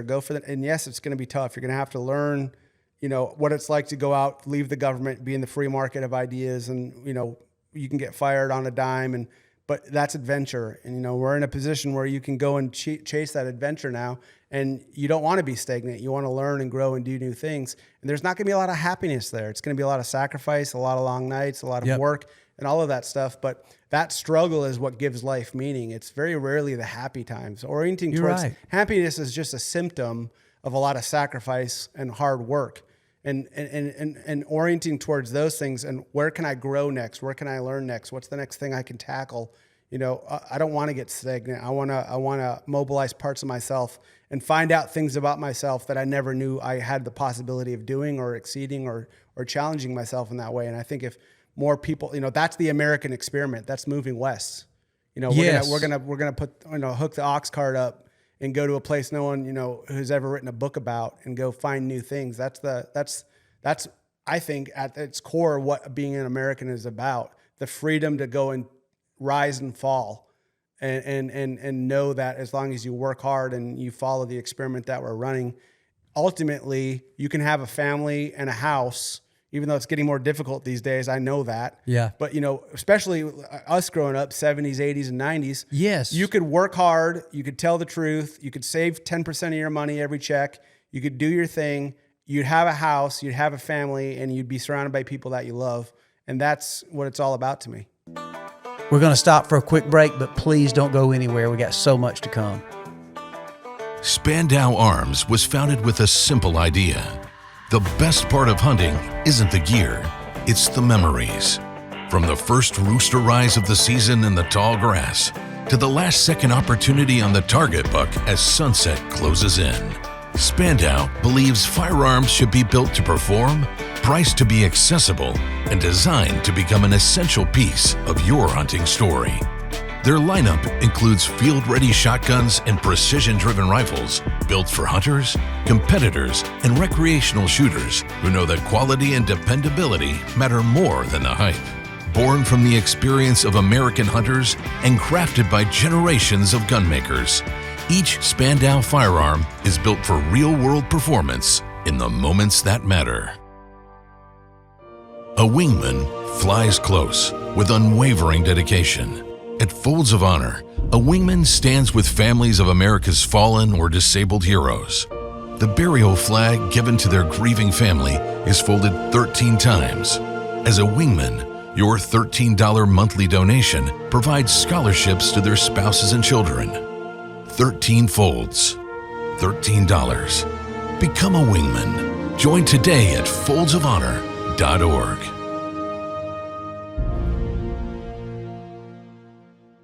Bill, you got it nailed. I mean, honestly, in that scenario, anybody that would want to argue that, I'm not sure they would understand the true meaning of life, which is fleeting. Which we all get one lap. Everybody's even more health conscious than ever. But Jerry Reed wrote a song. We're all gonna die. Yeah. You can eat organic. You can eat Little Debbie's. Yep. I don't know what the year separation would be in time of death from conception. But what I will say is I know for a fact I won't be here forever. That's one thing. I say it almost every podcast, the wages of sin is death. Yep. We're not going to live entirely that long. Yep. We pray for a healthy time on this earth. But you're right. And I think about that sometimes. I sit in this area, and in this area that we record these podcasts right now, I got some of my favorite memories, in these animals. And a lot of people think, well, it's a trophy room, and what's a trophy? But a lot of the animals, even like these on this little end table here,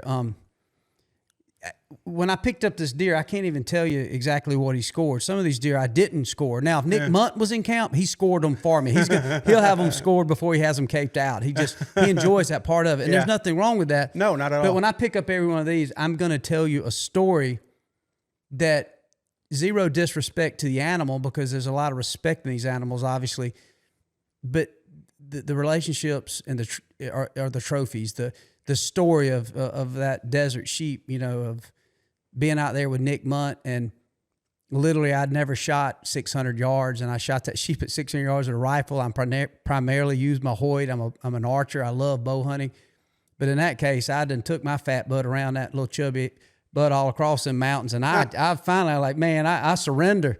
Help me dope in this rifle. Let's get this sucker. And I remember I was so nervous of the shot, I didn't even have my gun on the pack, and I'm sitting there with a guide that I had a lot of respect for, a mountain man, and yes, I'm not ashamed to say I had a guide, and I remember he said, just squeeze that sucker, and I got on that gun. That sucker was shaking because I knew there's money riding on this shot, and I wanted the sheep, and I didn't even have the gun on my shoulder. I laid it on my pack, and that gun just fell off on the rocks because I didn't even touch it. I stuck my fingers, zero military form, and I grew up on a 30-06 and shot plenty of deer. But I was like, I know if I can just get my finger in this trigger guard, if it's laid on this pack and it's doped in, if I can get it to go off on this hair trigger, I'm probably going to hit him. And indeed I did. Made one good shot, killed the sheep. But the celebration back at camp, Nick Munt had gotten a sheep a day prior to that. We'd been out there 10 or 15 days. And so the sheep is a trophy. It's something I'd always wanted to do.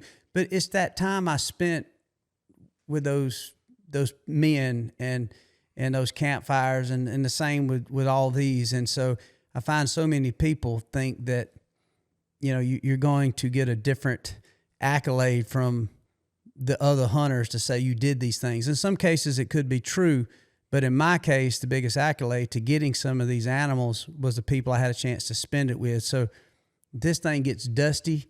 And even these animals, none of them really mean anything to my wife. It didn't make my kid love me anymore. He still, right. You know what he wants? He won't want me dusting this. He still wants me out there working on his little old KX, trying to get it faster and get suspension adjusted so he can hit a little bigger jump, and he don't care. He appreciates it. But you're exactly right. That time with your family, that time with your wife, and making memories with your kids, hunting trips that we take that we can go and celebrate. And I might know that you're looking for, like, hey man, I never shot a 380 bull with my bow. That's my goal. Yeah, man. Once you get him, but if we're together, the stories, the jokes. We're both Gen X. Most people were to see our text threads with our friends, they swear like they hate each other because we're always on each other and just hitting each other hard and fun. And I don't know, man. I think it's simple when you really take it all back down to the roots of life, and knowing that it's fleeting and knowing you got to make the most of it. And you're right. You ain't chasing happiness. You're chasing this thing called joy. And there's a big difference in happiness and joy. And, I hear it all the time. I think it's the worst saying I've ever heard. Man, go make yourself happy. You got to be happy. No, that's not the case, because I've been broker than any Chinaman that worked on the railroad back in the day in my life. And I know it sounds from your beginnings and where you started, you have been too. I would have been happy to have had $10,000 that I could have robbed from the bank. Yeah. If I was a true sociopath and could have went in there and stole somebody else's money. But that happiness that would possibly come from that, and possibly a little better jacked up Chevy that I could have bought with it, or a bigger flat screen TV or a grill, I've always said you can tell a redneck when they get money, first thing they're going to buy is a bigger TV and a better grill every time. Yeah. I can tell it. I mean, it's not going to be a Ferrari. It's going to be a grill and a TV, you know? And so at the end of the day, I've learned that now, I can't say I've always been this way, but man, chase that joy. And it just, I don't know, it's so much more fulfilling. Yeah. I mean, I'll say it in a little different way, but I think we're saying the same thing. This all started for me in about 2006. I was in Iraq. I was trying to decide whether or not I was going to stay in the military longer. And I didn't really know why I was in the military. And so I started doing pretty exhaustive reading on the foundations of this country. I have an addictive personality and some ADHD, but when I get focused on something, I just kind of will go all the way to the bedrock principles. Like I can't just stick with an idea. Like what informed that idea? What informed that idea? Like get down to all the constituent elements. And what I was doing in the military at that time was reading like, why would I volunteer 6 more years of my life for the American experiment? Like I was kind of upset about the war in Iraq at that time. I wasn't sure that we were there all for the right reasons or that we were going to stay for the right reasons at least. And, you know, I did a lot of reading and trying to get those first principles down. And, you know, there's a book by an author named Joseph Campbell. It's called The Hero with 10,000 Faces. And the thing that I kind of drew from that book, and it's not said explicitly, but it's kind of the meta narrative of the book, is the meaning of life is meaning. Mm-hmm. Like is if you can do something that's meaningful to you, whether it's chasing a deer or spending time with family or doing whatever, and then the second and third order circumstances of what happens around it. Like a lot of my best military memories are from things that were happening in the time that are horrible. We're rolling around in the mud, smoke, tired. Someone makes a fart joke or says something stupid, and we're all laughing while we're in some of the worst situations that you can come up with. And I look back on those things as positively as I do as a military operation that went right. Like just, you know, getting into suck together with people and pulling something positive out of that meaning out of it. And kind of the story is when you become stagnant, you need to find that new place to go and push yourself. And that's why I brought up that book. That's the Hero of 10,000 Faces. Is the hero starts in a place, and it's every movie you'll ever watch, and it kind of makes me look at movies differently, I think, than most people do. Is that the world starts in a known place, something crazy happens, chaos is introduced, and the hero is the guy that says, "I'm going to go confront the chaos and learn it and defeat it, and make my place a better place for it." Yes, and that is where you get ultimate meaning. And you can do it on a micro scale or a macro scale. It's just like tomorrow morning, I'm going to wake up a little bit earlier. I'm going to do a little bit of reading before I start work. And then the next morning, I'm going to go for a walk with my wife and get a little cardio in or something. And then like all of these little things where you're pushing yourself into these areas that you don't want to go into, but you're sacrificing. You could sleep in and you're not. Now you're up exercising. Or you could not go and scout for that deer, but you're going to, you know, get some extra work done and then create time for yourself the next day. You're sacrificing and you're enabling yourself to do something that you might not even want to do. But then once you go there and you conquer that thing, then you feel better for it, even though what it took to get you there is not something that you love. And then you break that out into the macro, and it's like, I'm going to save for my daughter's college, or I could spend this money on a vacation. I'm going to put it away for my daughter's college, or I could do X, Y, or Z. And it's like, and then it becomes this thing for me, at least, where it's like, I often think about where can I sacrifice today to make the world and my lot in life and my family better for it. Yes. And that is the meaning of life. Is that the meaning that you derive from that is the meaning of life. And you can call it joy as well. I think that works as well. But that's that profound sense of meaning that you derive from that. And that's the hero narrative. That's the hero cycle. It's Christ's cycle. I don't want to die on the cross. I want to be with my mother. I want to spend time with my friends, my family. I want to see this world, but he gets hung on a cross, killed by people at, the age of 33. And, you could, and Father, why have you forsaken me? Like he didn't necessarily want to die on that cross. Correct. He knew it was going to happen. He was killed, an innocent man killed and thrown up on a cross and died for the sins of mankind. That's the ultimate sacrifice. That's the meta sacrifice. That's the sacrifice that we can all pattern ourselves toward. And it's like we said earlier, knowing that these ideas, knowing that following the teachings of Christ, knowing that following the teachings of the founders that started this country won't necessarily make life better, but it will make life more meaningful. And it will make this a better place to be in as a result of it, even if you don't recognize it. Like, it's a great man that plants a tree, which fruit he knows he'll never harvest. Like, I think about that on my farm all the time. Like, I'm going to put in these oak trees. I might not ever see these acorns. I might not ever see the value, but my grandchildren will. And I know, Grandpa Bill threw this thing in 40, 50 years ago, and we're just getting our first acorn crop off of it. I could plant some apple trees and get the apples in 7 or 8 years, or I could put these huge acorn trees out there that are going to, create this great place to hunt or do whatever. And that's what I'm always thinking about all of the time. And I'm not a saint. Like, I make mistakes all the time, and I'm constantly messing up and constantly sinning. But I often, especially when I'm doing devotions or I'm going to church, I was like thinking about, what can I do to make the world, my family, my friends, my people that are there in this business, these people that I work with, how do I make all of their world better? And how do I do it off the back of me giving up something that I want now in the now? Yes. Like, I think that is a great pattern, and that's the hero's pattern. That's why most times in movies heroes die, is because we're watching that pattern take place where they're making the ultimate sacrifice to make the place better. And it's not a treasure that they'll realize or get in this life. It's something that will be waiting for them in the next life. Yes. No, that makes complete sense. It's almost like the narrative is you find a lot more comfort in the uncomfort. Yes. When you find yourself in just comfortable situations, where the growth takes place.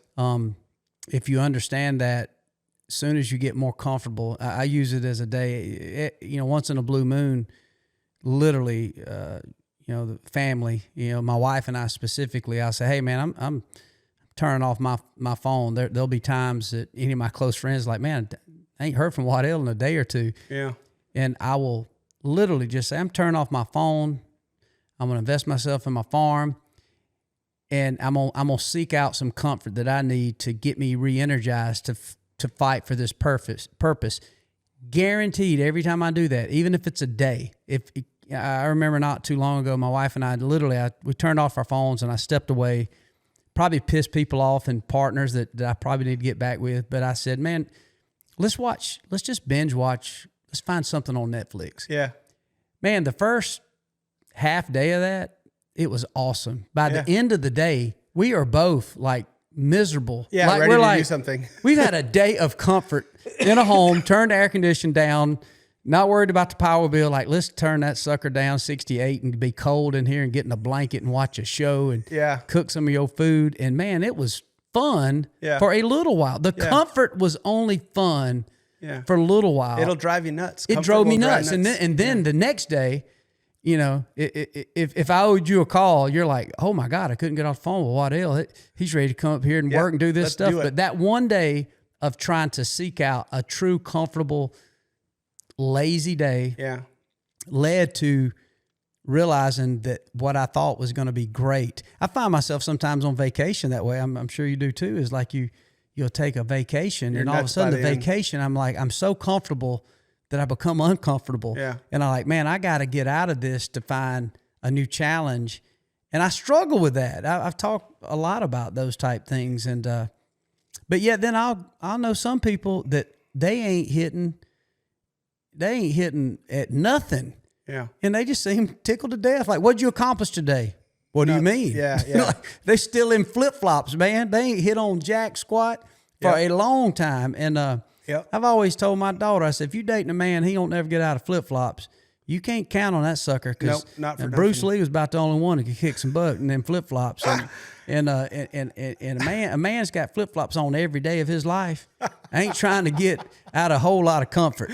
Yeah, it's no mystery that God commanded the Sabbath, right?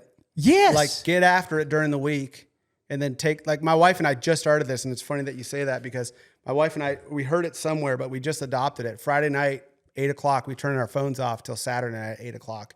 We've only done it for like 3 weeks or something like that. That's but I think wonderful. I think that was Charlie Kirk's rule too. He's like Friday. Maybe that's where we heard it. It might have been Charlie Kirk. It might have been that's where we heard it. He was big on that. But she said that, or she brought it up to me, and I was like, that actually sounds wonderful. Like, let's try that for a while, because I get wrapped up in my phone like everyone else because I run a business. I got people who depend on me. And as long as you can just tell them, like, look, this is Bill's hours right here. This is, I'm going to put this down and play with my kids. I'm going to put this down and go to watch my daughter do some Irish dance, or go spend some time scouting, or just get off of it. It feels great. I can always use less phone in my life. Oh, no doubt. And I'm addicted to that sucker. Yeah. I'll catch myself scrolling on dang TikTok, probably straight going to China, man. I'm sitting there. I'm over here just telling everybody, like, man, this dude loves Stevie Ray Vaughan and Leonard Skinner. And I'm sitting there just binge watching stuff. And, of course, you know, I'll sit there and feel guilty. And I look over, my wife's over there watching on some new way to spend money on Amazon through some girl that's got some fashion statement that's going to be cool. Yeah. 2 more pair of tennis shoes to equal 2,000 that's in her closet, you know. So then we'll both get mad at ourselves. But backing up a little bit, one thing, you know, because obviously I want to talk, you know, especially before you get out of here, I want to talk a lot more about the Spartan Forge app and how the parallels between military and how now what you have developed for the hunters, which I personally feel is a superior app. But even getting back into some of those campaigns, and I think about Vietnam, World War II, how much different, like in Vietnam, the technology, obviously you're talking the 60s and 70s, they had some technology, but not even in comparison at all. Yeah, not like we do today. I mean, they had some stuff like the YouTube program had started by then. We had radios. They were trying to do DF finding or direction finding on radios at that time to find out like where enemy encampments were. There was a whole intelligence group. You know, in fact, the intelligence discipline that I was part of in the military was like a kind of like a select program, but it had started in the 50s as a result of the Cold War.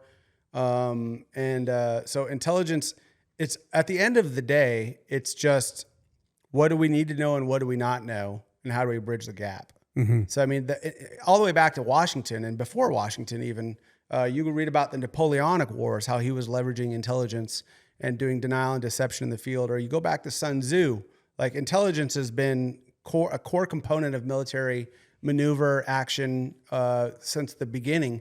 And it's my experience in the military too is like the best commanders were guys that really understood the value of good intelligence and how that buys risk down. But certainly since the Vietnam War, you know, it was rudimentary in the technical aspect, but there was still the traditional human intelligence, which is like one of the oldest, you know, disciplines, recruiting spies, debriefing people, sources, methods.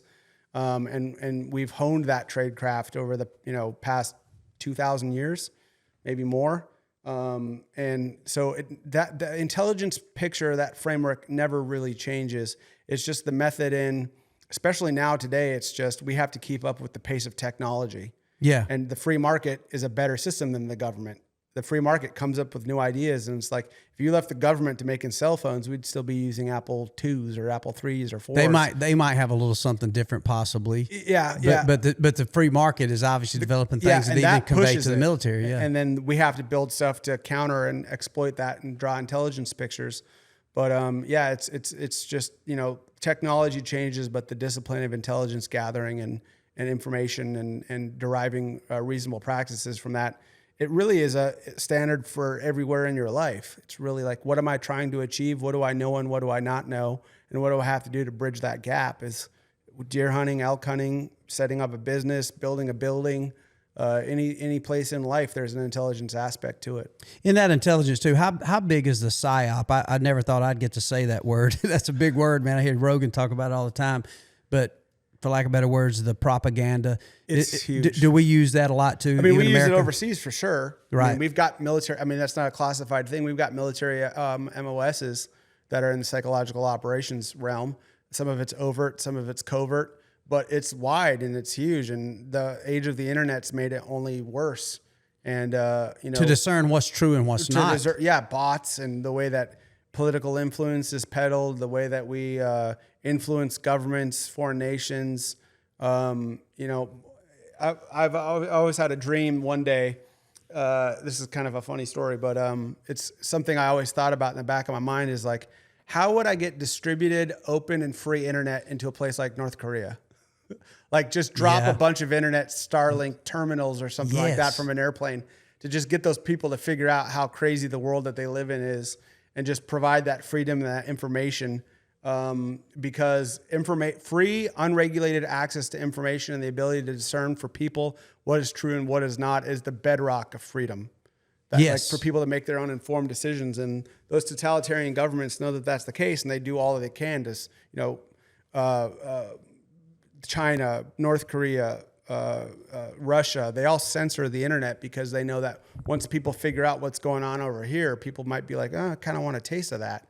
So on their side, psychological operations are huge. On our side, we use psychological operations, and they're real, and sometimes they go too far afield.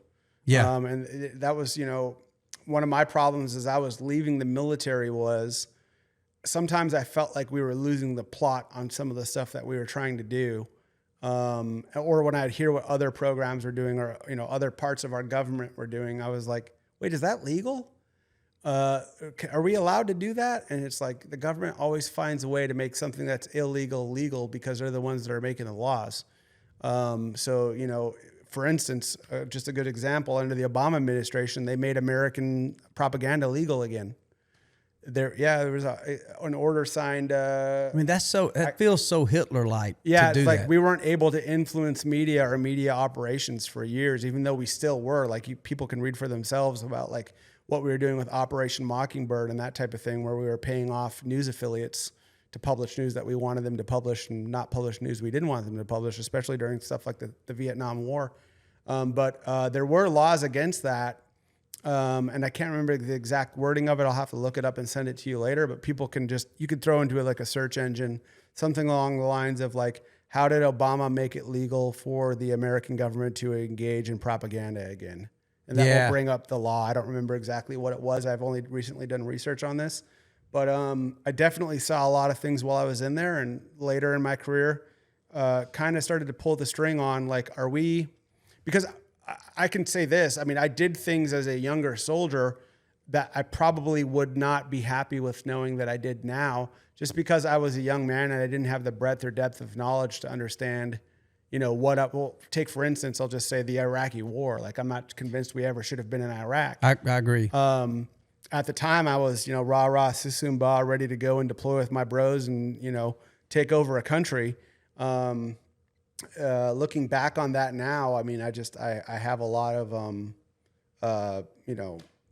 internal strife that I have to deal with just knowing that I participated in that thing in the way that I did, because, there was a spirit of war in this country, where every senator, every congressperson, every, House Democrat, Republican on every side voted for war in Iraq, because we'd been attacked by Saudi Arabians.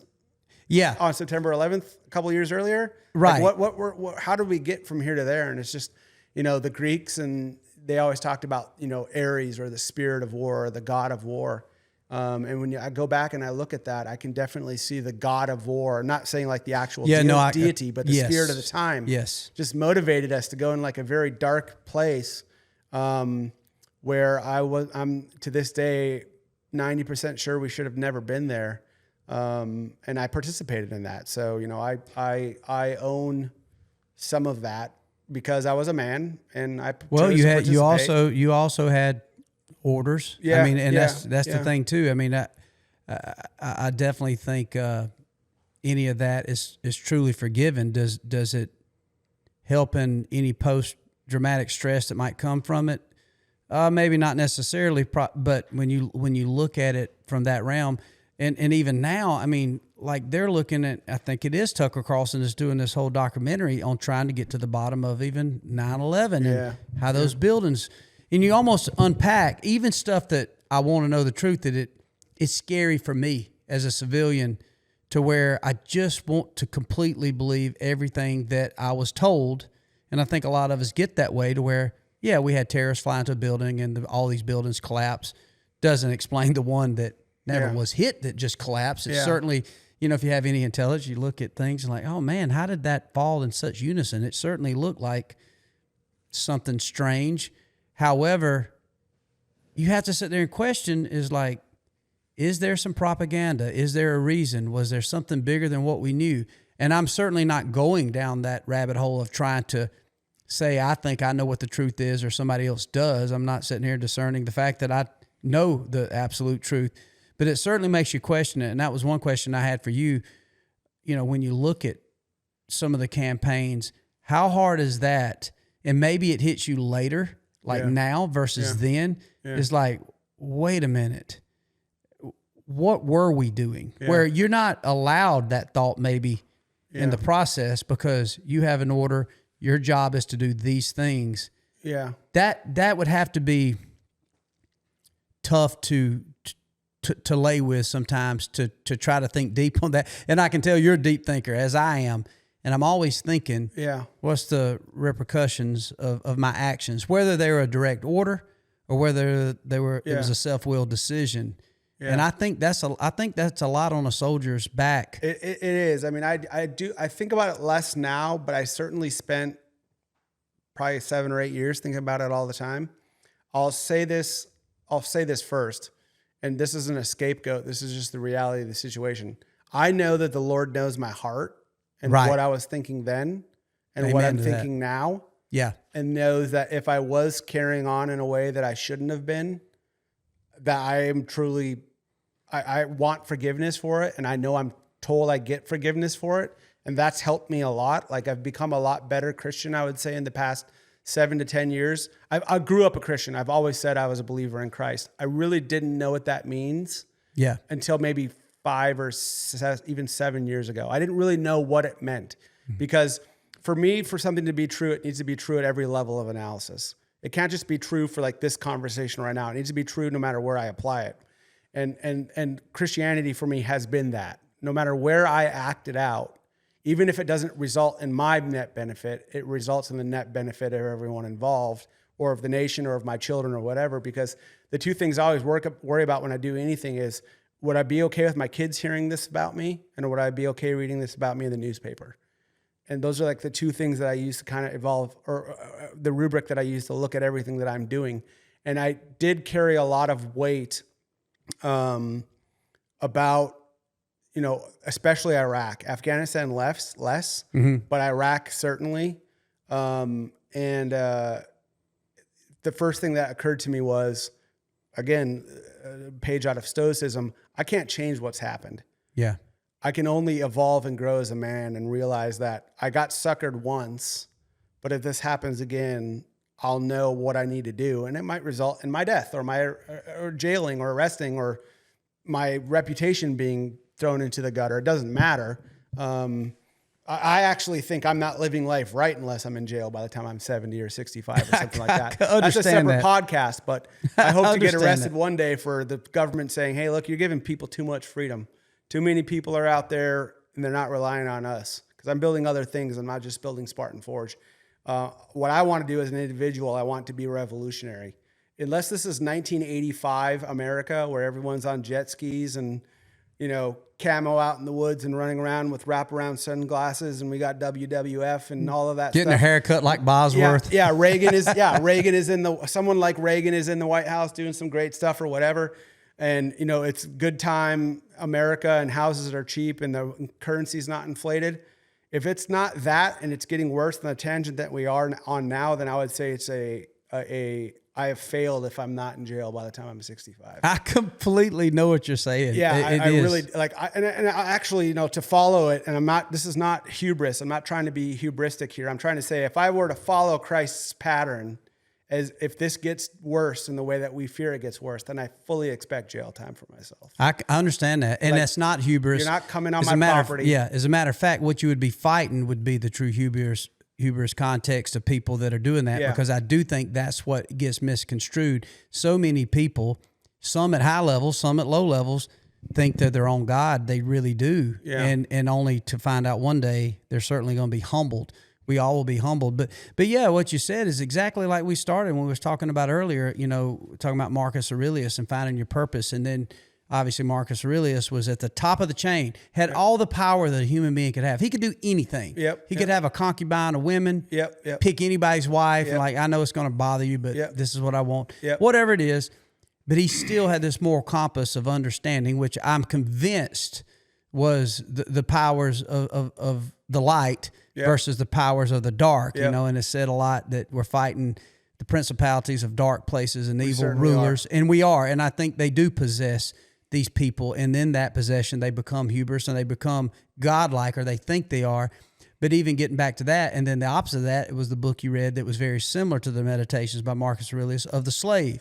And so what you find is trying to be the best you can be. And even for the soldiers that has fought these wars that come back and figure out, like, and I can't imagine even in Vietnam, some of that, that was a bloody campaign. Horrible. Of raiding villages and some of the things that they saw and had to do to fight for their own life and their brother's life right beside them, the fellow soldier. And then you look back and say, was that even a necessary war? And it's almost scary to even say or feel that, because somebody is still being tormented. You know, my dad's age, that's out there that have fought in a campaign like that are questioning it still. And it was a wrecking ball in their whole soul. But it does get back to, I think you're right, when you look at the fundamental principles of you were being the best you could be in this role as a soldier. Mm-hmm. That was your purpose. Yep. Just like the guy who wrote the meditation book, he was a slave. He was being the best. Epictetus. Yeah. That's his name. Okay. I got it. Epictetus. I have to remember that. I definitely have to have you text me so I can get that. Yep. I'd like to read that book. And if it's too big of words, I'll just do an audio book. It's simple. But you're right. I think that's what you can somewhat, I'm not saying hide behind, but you get to the place, the slaves that seemed to have the most joy, they were being the best they could be and finding the best purpose and find the best joy. And they found it through, making great music and gospel music and getting closer to I can't imagine the lives that they lived, but a lot still found purpose. And even after it was done, what were they doing? They were just building, in some cases, capitalist ventures and bigger billionaires out there that probably didn't care about them, possibly didn't care about their families. Yep. Some possibly they did. I don't know that time back in the 1860s in America, and or even before, and I certainly don't know even the other slaves back in the biblical times and before Christ either. Yeah. But you find that whether you're a soldier or a slave, whether you're an entrepreneur, whether you're a father, or you find the best in a good situation, and you have to live with those things, being the best you can be in whatever you're dealt with. And sometimes you get aces and sometimes you just get a pretty weak deck, but you still have to find a way to play that hand and to go on past that. Yep. And so, I do think that's fundamentally the best way to look at it. You did all you could do. You did your purpose. You signed up to do these things and you did it. And I think there's not only you, I think there's a lot of people that's heavy on them, and I hope they can find peace in that, because that's the thing, and that's another question, even with the AI, which is amazing, but it's unbelievable even more to figure out what is true and what's not.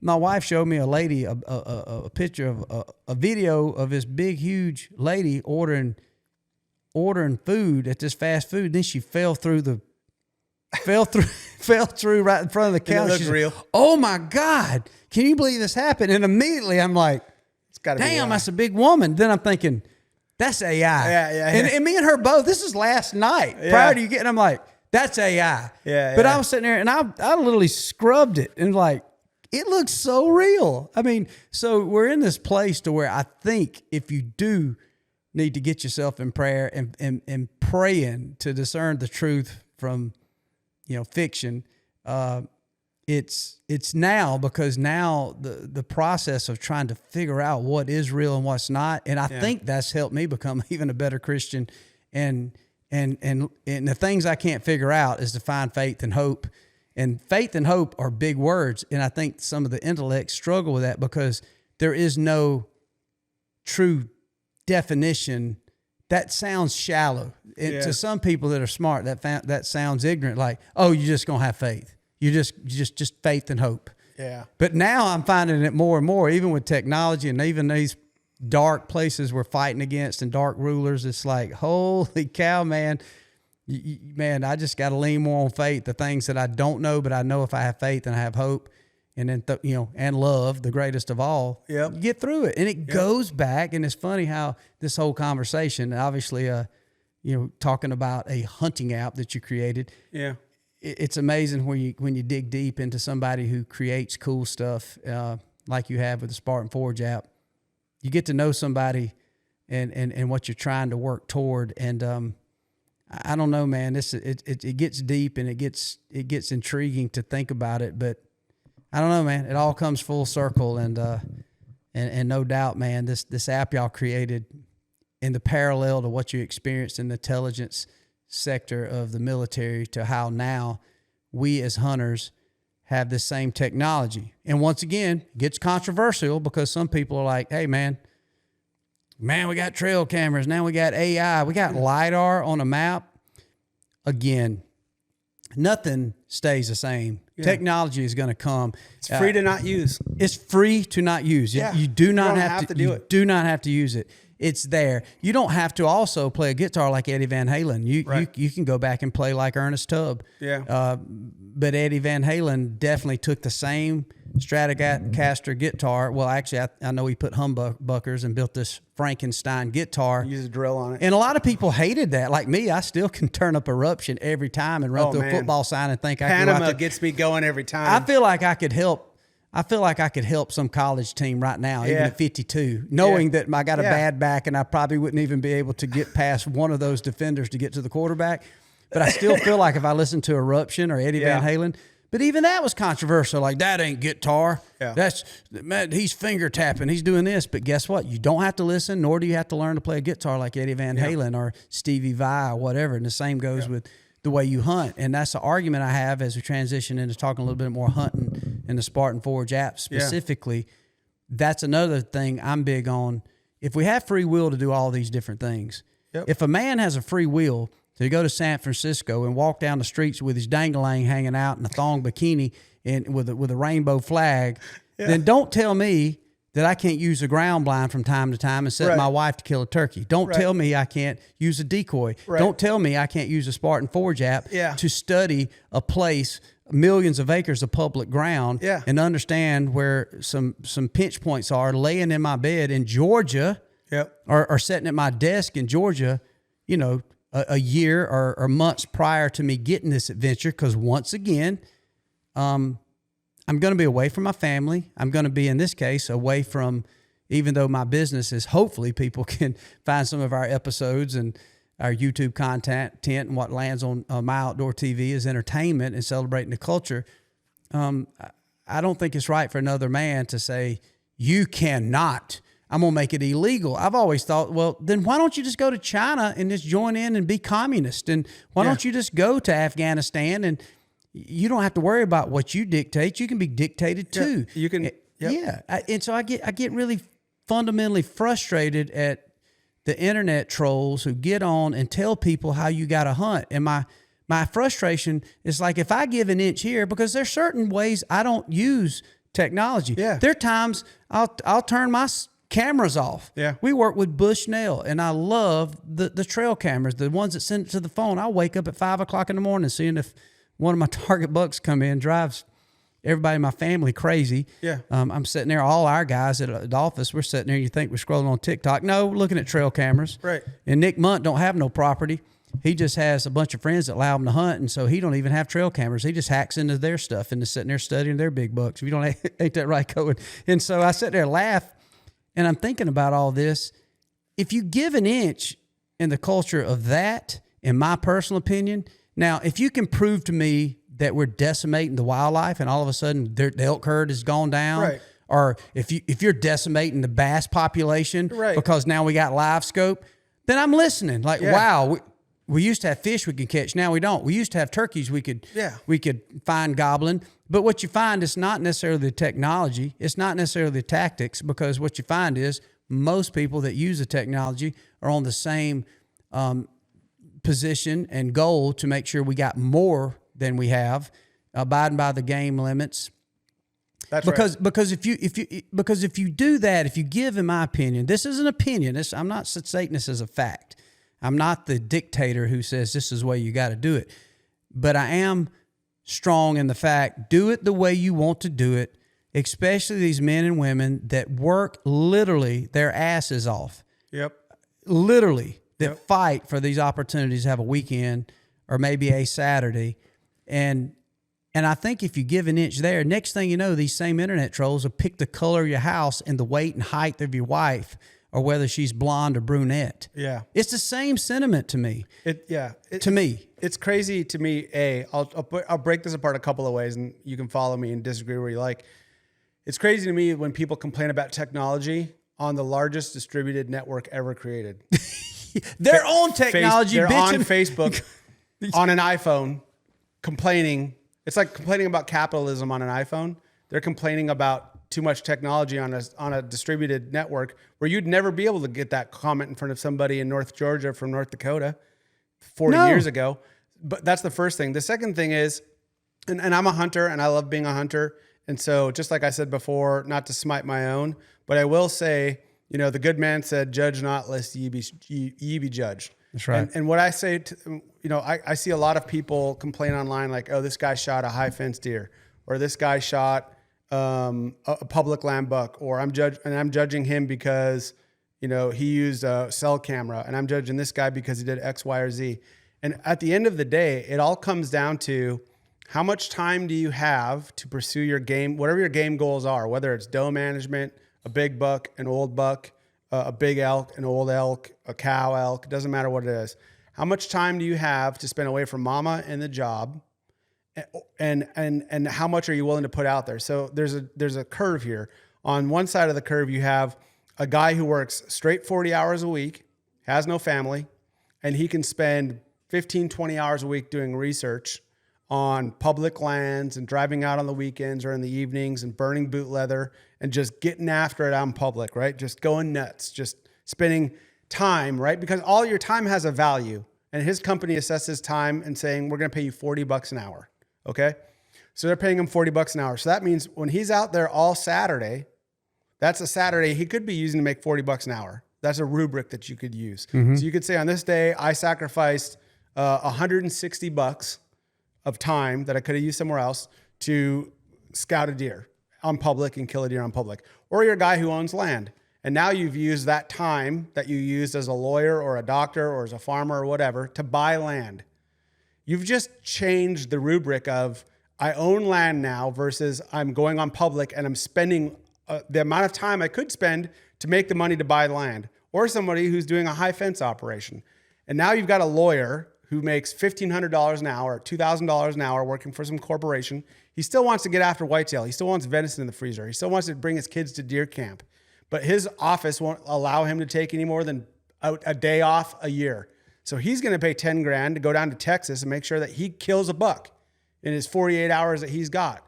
He could take 3 weeks off from work and forego $120,000 in revenue and scout public land with his kids and get a buck, or he could be making money for his family. Like what I'm trying to say is it's all a system of trade-offs. If your time is worth, it's the sacrifice. If your time is worth spending 60 hours in 2 months scouting for that 150-inch big public buck, and that's where you're willing to put your time and your money and your energy, more power to you, brother. But if you're running a huge company and you want to make sure that you get a big buck and that you're with your son and he gets 2 nights of hunt camp or whatever it is, and you want a deer in South Texas, then you spend your $10,000 or $15,000 because you got to get back to work. Either way, you're still spending time, because all we have in the final analysis is time. That's it. And we get paid for that time based on our skills. Time's more valuable than money. Anything. I believe you ask any 80-year-old billionaire, he'd give it all up to be a 25-year-old broke kid. Yes, they would. And in a hot second, they all would, because they know their time's running out. So the question becomes, how do you spend your time? Are you going to spend it at the law firm or at the mechanic shop or being a welder? Or are you going to spend it saying, I'm going to do my 30, 40 hours this week and I'm going to go scout for 60 hours? Because you're not killing a 160-inch buck on public unless you're putting in the time. And that time could be used somewhere else to make money. Mm-hmm. So you could, as a welder making 50, 80 bucks an hour, say, hey, boss, I'm going to weld every weekend and I'm going to have excess income. That excess $5,000, I'm going down to Cactus Jack's. Yeah. I'm killing a 150-inch buck. Why would us as hunters judge that guy any differently than anyone else? Like, exactly. What are we getting at here? What really it happens to be? And I don't know. You know who Lee Ellis is? Yes, I know Lee. Yeah. Lee's a very good friend of mine. We've been friends for years now. And not so much anymore, but he really used to, it annoyed him when people would be like, oh, he's killing a big buck in someone's backyard. Then he goes and kills a 186-inch slammer on public. Now they're more mad. Now they're more mad. They're more mad. But what I told him was, and he and I talk quite a bit. Like, I just stayed at his house last weekend, just catching up. And when this was a couple of years ago when we had this discussion, but I said, look, there are 2 things that people can do when they witness someone who's doing things they only wish they could do. There are 2 things that you can do. You can observe the pattern, and say, well, now I'm going to go knock on doors. I'm going to learn everything I can about whitetails. I'm going to put cameras everywhere. I'm going to do a bunch of door knocking, travel time, and put all the work in. I'm going to mimic that pattern and probably enjoy some of the same success. If you're willing to do what he's willing to do, which that guy's nuts. Lee is crazy. Every time I call him, he's on the phone with someone. Oh, yeah. He's doing something for deer, always. Right. I said, if you're willing to, there's two things you can do. You can mimic that pattern and probably enjoy some success, or you can sit on your phone, you can complain and make fun. Most people will sit on the phone and complain and make fun because it helps them sleep at night. Yes. They can now rationalize why they don't have the success that someone else has. That's right. And it is flip it. It's online. And most times these trolls are anonymous. So they just get to sit there and yell into the ether about how this guy's paying $30,000 to kill a big buck in someone's backyard, which I know for certain he's never done. Or they can get out there and get after it on their own. They can save the extra money. They can buy a farm. They can save the extra money, or they can forego the extra money and they can scout on public. You're just trading your time. So I don't judge hunters as long as it's legal and ethical.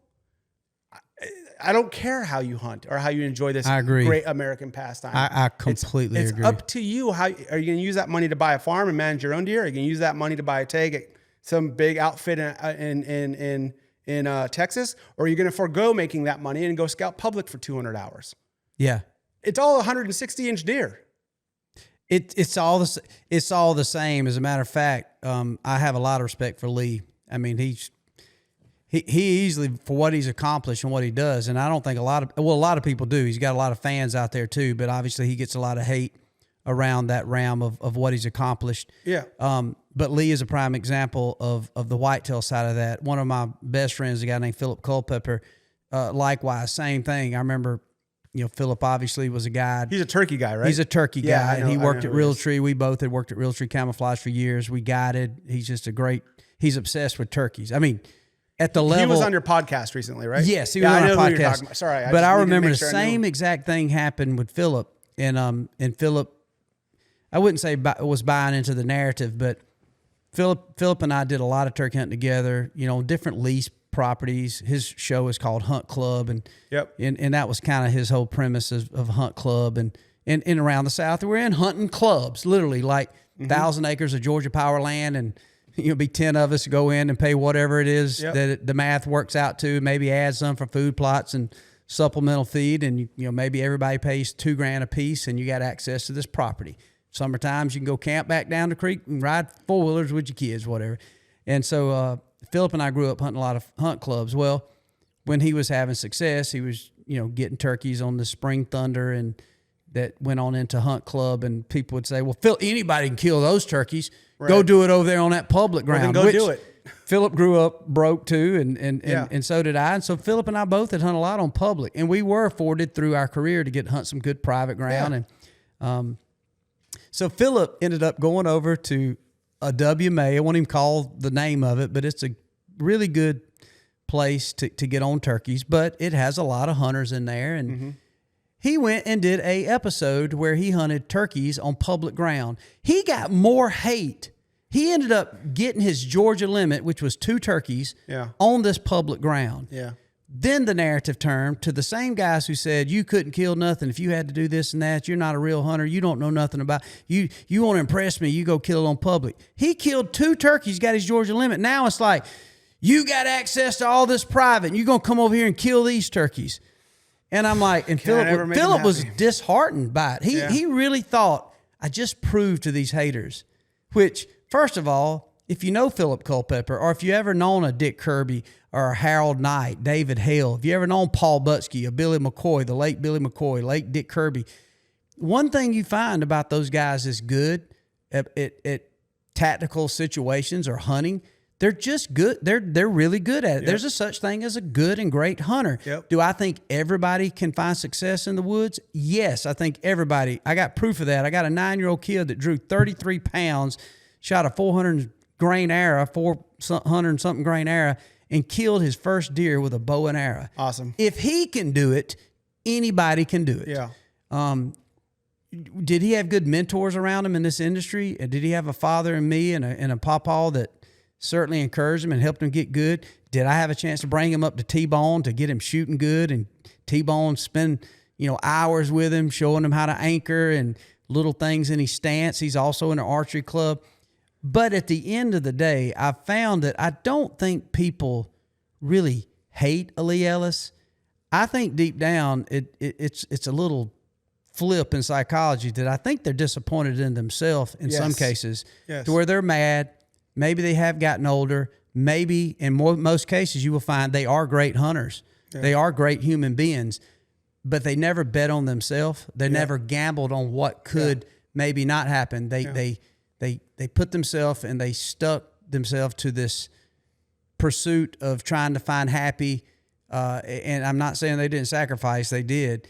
But I feel, I don't even get mad anymore at those comments. I almost feel sorry because I'm thinking, I find myself more, now I can't say that I ain't sometimes a smart butt and I'll have fun with sometimes commenting back. And then I think, I do enjoy that. I got a little Blake Shelton in me in that regard. But I find myself thinking they're probably mad that that maybe if they realize that I could have easily, if I talk to myself as a third person, Michael Waddell could have easily had a really good chance of losing it all with my obsession. Lee Ellis could have easily not amounted to anything in the success as we know Seek One and what he's accomplished, and now the hundreds of thousands of subscribers that watch. Phillip, who honestly makes a living, he's not a rich man, but he's rich in the joy of pursuing what he loves the most. He sacrificed everything to potentially make it. He's still trying to make it. Do I know enough about these men like a Lee, like a Phillip, like myself, T-Bone Nick? I use the same example. Let me tell you something. They'll all go hang sheetrock tomorrow if that's what they need to provide for the family. They just chased the great American dream. And they put it all on the line. They put all their intelligence, all their desire, all their passion, and they accomplished something. And I think I've learned that sometimes success can garner a lot of hate from people who don't feel like they sustained. And the same with certain people that maybe has great financial means. They're like, they'll talk negative. And I've caught myself coveting and even aggravated and maybe thinking negative. And I've even told people I would probably hate myself if I wasn't me. I mean, I would be jealous of myself. I mean, I really would. I don't even know. And a lot of it is the grace of God. I don't even know. I don't consider myself that good at what I do. But I can tell you this. I can promise you this. I was taught to work, and my passion is fierce, just like Lee's, just like yours. And when you put all that together, typically good things to come, because nothing bad can happen. Because even when the bad happens, you pick up the pieces and get back up and go after it. And you learn. And I always use a scenario. Somebody like a Lee Ellis we use because his name come up. Lee is in the 5 or 10 percentile of people in this world that make a good living marketing products and chasing this culture and hunting, in a variety of different ways. Obviously, he's made his stand in the access to some of these big urban bucks. So many people could have done that. Even I look back, we've done that in times back early in Realtree, back even the public ground stuff. But I remember we didn't celebrate it because we was doing it from a selfish way. Why?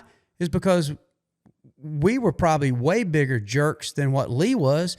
We didn't want people to know that. Behind Too Short, this rapper Too Short yard up there in Alpharetta. That's hilarious. You know what I mean? It's like, dude, anybody can do this. I'm not minimizing what Lee's accomplished. I remember one time, I can say it now, but I remember some of the biggest bucks that we ever videoed in the history of monster bucks. Bill Jordan and a guy named Greg Miller, who's a whitetail goat. We were hunting in Iowa with Judd Cooney, and he had outfitted some property up there, and he had some ground leased, and we were hunting farm bucks, right? Farm, easy deer to kill, farm bucks. Well, in the process of finding that, we was coming back from lunch one day in the local town. We look out in this CRP field. My dad calls it CPR. He always gets it backwards. CPR, them deer, big bucks out there. We see these giant buck out there. Greg Miller says, dude, we didn't have Spartan Forge then. So we get to talking and looking, and we saw that it was public ground. This is public ground. We have Iowa tags. I'm videoing. So quickly, Miller says, I'm going to go over there and look around. I'm going to hang a stand over there on that public ground. Well, it ends up When I tell you this piece of public ground had so many booners on it, it become almost like some of the hidden secrets of finance in our government, to where we couldn't even enjoy hunting public ground because we was afraid somebody's going to find out we're on public ground. Because what does public mean? Yeah. Anybody. This land that Judd had leased, only he and who he allowed to hunt in it based on his contract could hunt it. That's private. This is public. So the last thing Realtree was going to do in those days is say, you're not going to believe it. We're really good hunters. You too can hunt this stuff. Because what was we? We weren't trying to brag on our public land hunting prowess. It's because we didn't want to share the secret. Right. So there's so many psychologies in this. I'm not saying one's right, one's wrong, but I still find it uniquely weird that people are, thou shalt not judge. I mean, there's a lot of judges out there. Yeah. And, it's literally unbelievable. And I found it to be true. I remember I took my daughter hunting one time, first time. She was probably 8, and I had her a little 7mm 08 and sitting in a ground blind and this big old doe. I mean, literally for Georgia, 120-pound doe. I know because I weighed the old deer. And my daughter cracks this deer out of a ground blind, probably 50 yards. She shoots this doe. And it was when social media was getting really big. And I remember one of the first comments was like, I can't believe, why don't you teach your daughter at least kill a mature doe? And I'm thinking, it was a mature doe. And I started realizing I could have took a fellow soldier with one leg limping on a cane, and somebody would still throw shade on it. And I kind of got past that.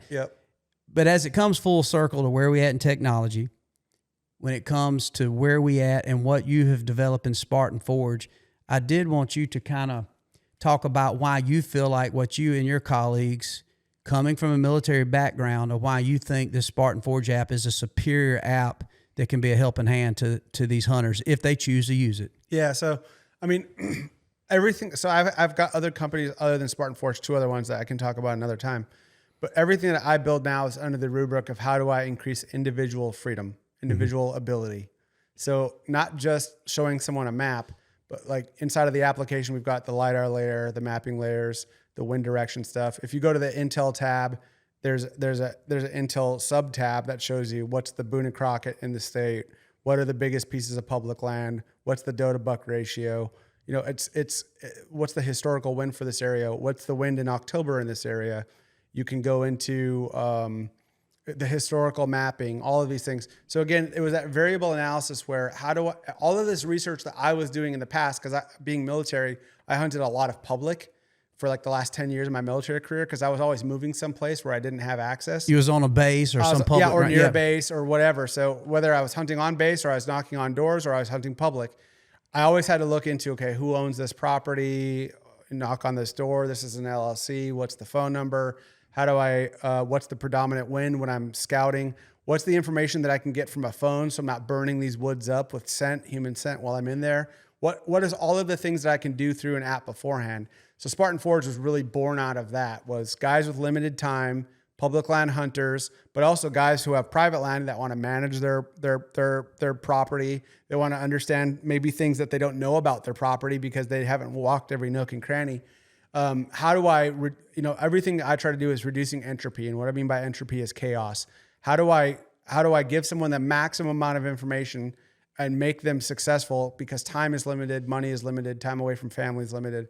How do I inform all of that? So Spartan Forge was born under that rubric. So even on the web app, we've got this thing called Cyber Scout. It's our own large language model that you can learn from. So you watch a Waddell video, or you watch a Cam Haines video, or you watch a Joe Rogan or Lee Ellis or whomever go and hunt a deer. And if you're a kid like I was, who's 16, living in a trailer with his mom, he might have $100 that he can spend. You can go on to Cyber Scout and say, I've got $100 budget. What can I do? How can I do this? Where do I need to scout? Where do I need to look? What does poundage on a bow mean? What does MOA on a rifle mean? What type of broadhead do I need to use? What is a field tip? How much poundage do I need to pull to kill a doe? Cyber Scout knows all of these things and can walk you through it in the context of a hunting application.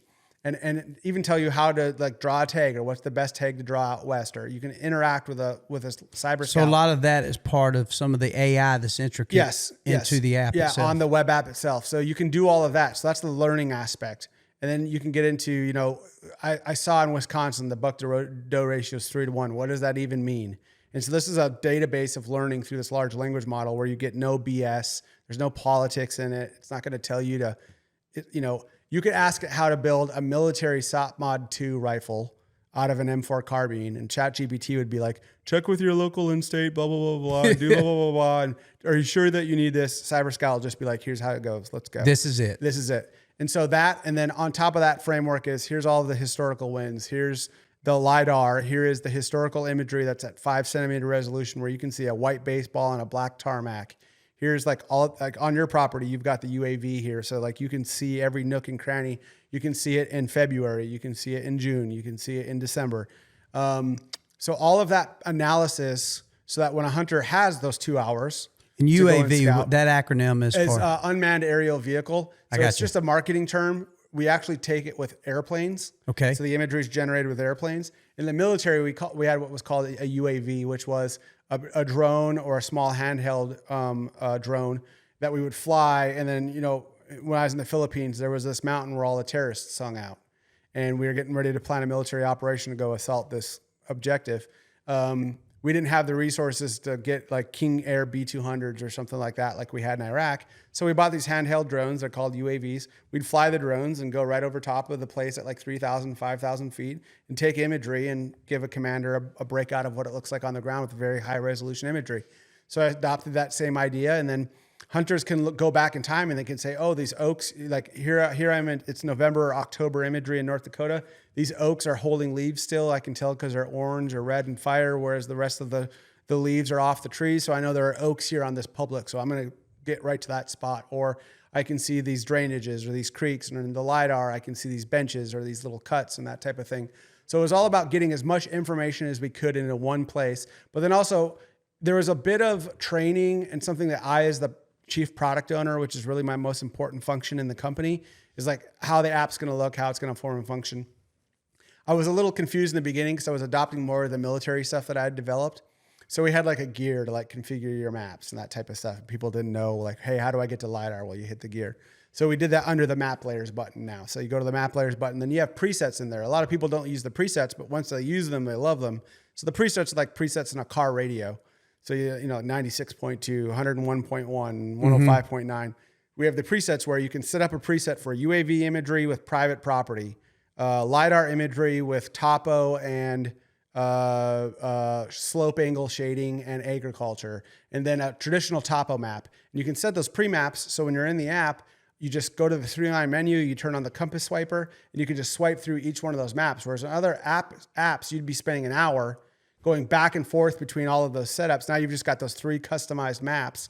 And when you're on a property, you can quickly swipe through them with your thumb. Wow, or if you're on a tree stand or whatever, you're just quickly getting through it. That was something I adapted from the military. Another part on there that I think you would enjoy is Blue Force Tracker.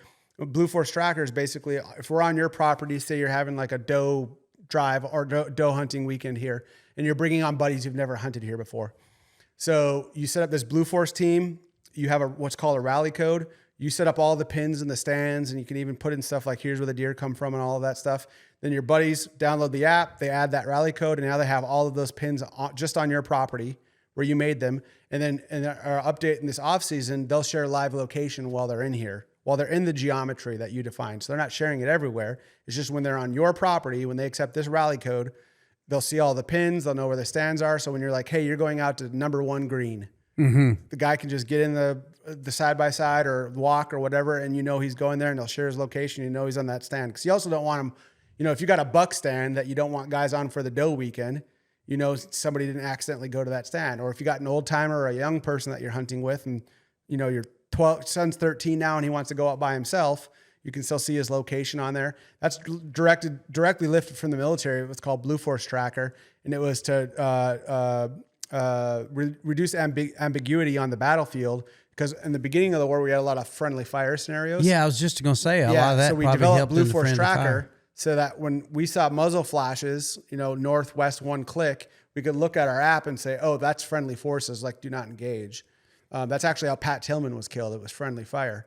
I read that. Yeah. So Blue Force Tracker and Spartan Forge was born out of that. So a lot of these ideas that I came about through the military was how to do a variable. Now, instead of for the soldier, for the hunter, how to do a variable analysis, put as much capability into an application, but still make it palatable and understandable. If I could do it all over again, I would have focused more on palatable, because I think we confuse people in the beginning because they're like, I don't get, like, what's the gear for? That's settings. That's not map settings. That's just settings. So I never hit the gear. So I should have thought about, people were programmed from using like Hunt Stand or OnX or whatever else before. They were programmed on, because it was the only app out there. They learned because they needed to learn in order to use the app. Whereas when they picked my app up, there had been 5 other apps out there, and the incentive structure wasn't there to relearn a whole new system, even if it was a better system. So if I could go back in time, I would have told myself, hey, there's a convention for how mapping gets done right now. Adopt that convention to present better data, and then start incrementing and putting in better ways to do it as you go along. So that was a learning curve as an entrepreneur that I had to incorporate. But, we've gotten a long way on the app. And this year we've been mostly focusing on like stability and making sure it works when it's offline and all of that type of stuff. But we're coming out with new features like CarPlay. We're doing the upgrades to Blue Force Tracker that I talked about with the live location, live chats, the CarPlay feature, so it's running in your truck. We're doing, I promise you, cool stuff with the CarPlay that no one's ever thought about. Wow, that's pretty cool. It's going to knock your socks off. I can't talk a lot about it because I don't want people with much bigger budgets to build it quicker. And then doing stuff with how we're going to really iterate on the LiDAR map and make it look so much better than it even looks now. It's going to knock your socks off. And it's just a lot of cool little stuff. And like I said, we have a Jira ticketing system where every time I come up with an idea, I write it down and put it in there. The last time my COO and I looked at it, and my CTO and I looked at it, I think we'll be building for 5 years before we exhaust the ideas that I have. Wow, just that's based on cool. the pace that we have right now. So all I'm asking people to do is say, look, yeah, there might be 1 or 2 things that aren't in our app that's in another app. We're going to get it added. But look at what we do. But there's another 5 that's not. That's not anywhere else. And look at that now. But also, at a more fundamental level, look at this as a, it's not important necessarily that it's a veteran-owned company, but we are a veteran-owned company. We develop in the U.S. with U.S. people, which is not something the other apps do. Almost 80-90% of the other apps develop out of country, places like India, Western Europe, China. In fact, one company got shut down like 2 years ago because China was holding their code hostage. It was a camera company, and I can't remember the name of it right now, but they were getting all of the code written in China. This is a camera. I can't remember the name of the camera company, and I should know it. I'll get it to you afterwards. But they held hostage. But the Chinese basically said, hey, you're making $2 million a year off of this. You're paying us $30,000 for this code. Now we want $400,000 for the code. And if you don't pay us, we're not giving you the code. So they had to shut down. Wow. I can't remember the name of the camera company. And so in this case, y'all doing y'all's code here domestically. We are coding in the U.S. Oh, wow. With U.S. That's huge. engineers and U.S. coders. We had about 20% of our development was done in Western Europe, mostly on design, because I wasn't a designer and designers are expensive. So I will say we did start with some Western European development in the beginning just because we were friends and family funded and bootstrapped. We weren't getting venture capital money. We still haven't gotten venture capital money. We're bootstrapping everything. But my focus was we're going to build it in the U.S. with U.S. developers. We won't share your data. We won't sell your emails. We won't sell your locational data. That's another claim that I can make that other apps, Life 360 right now is being sued because they were giving out the location data of miners and selling it to people in other industries to say, hey, this person's going to this mall and they're at a Bed Bath & Beyond. Wow. So now start feeding them advertisements for blankets or whatever. And people didn't know that their data was being sold.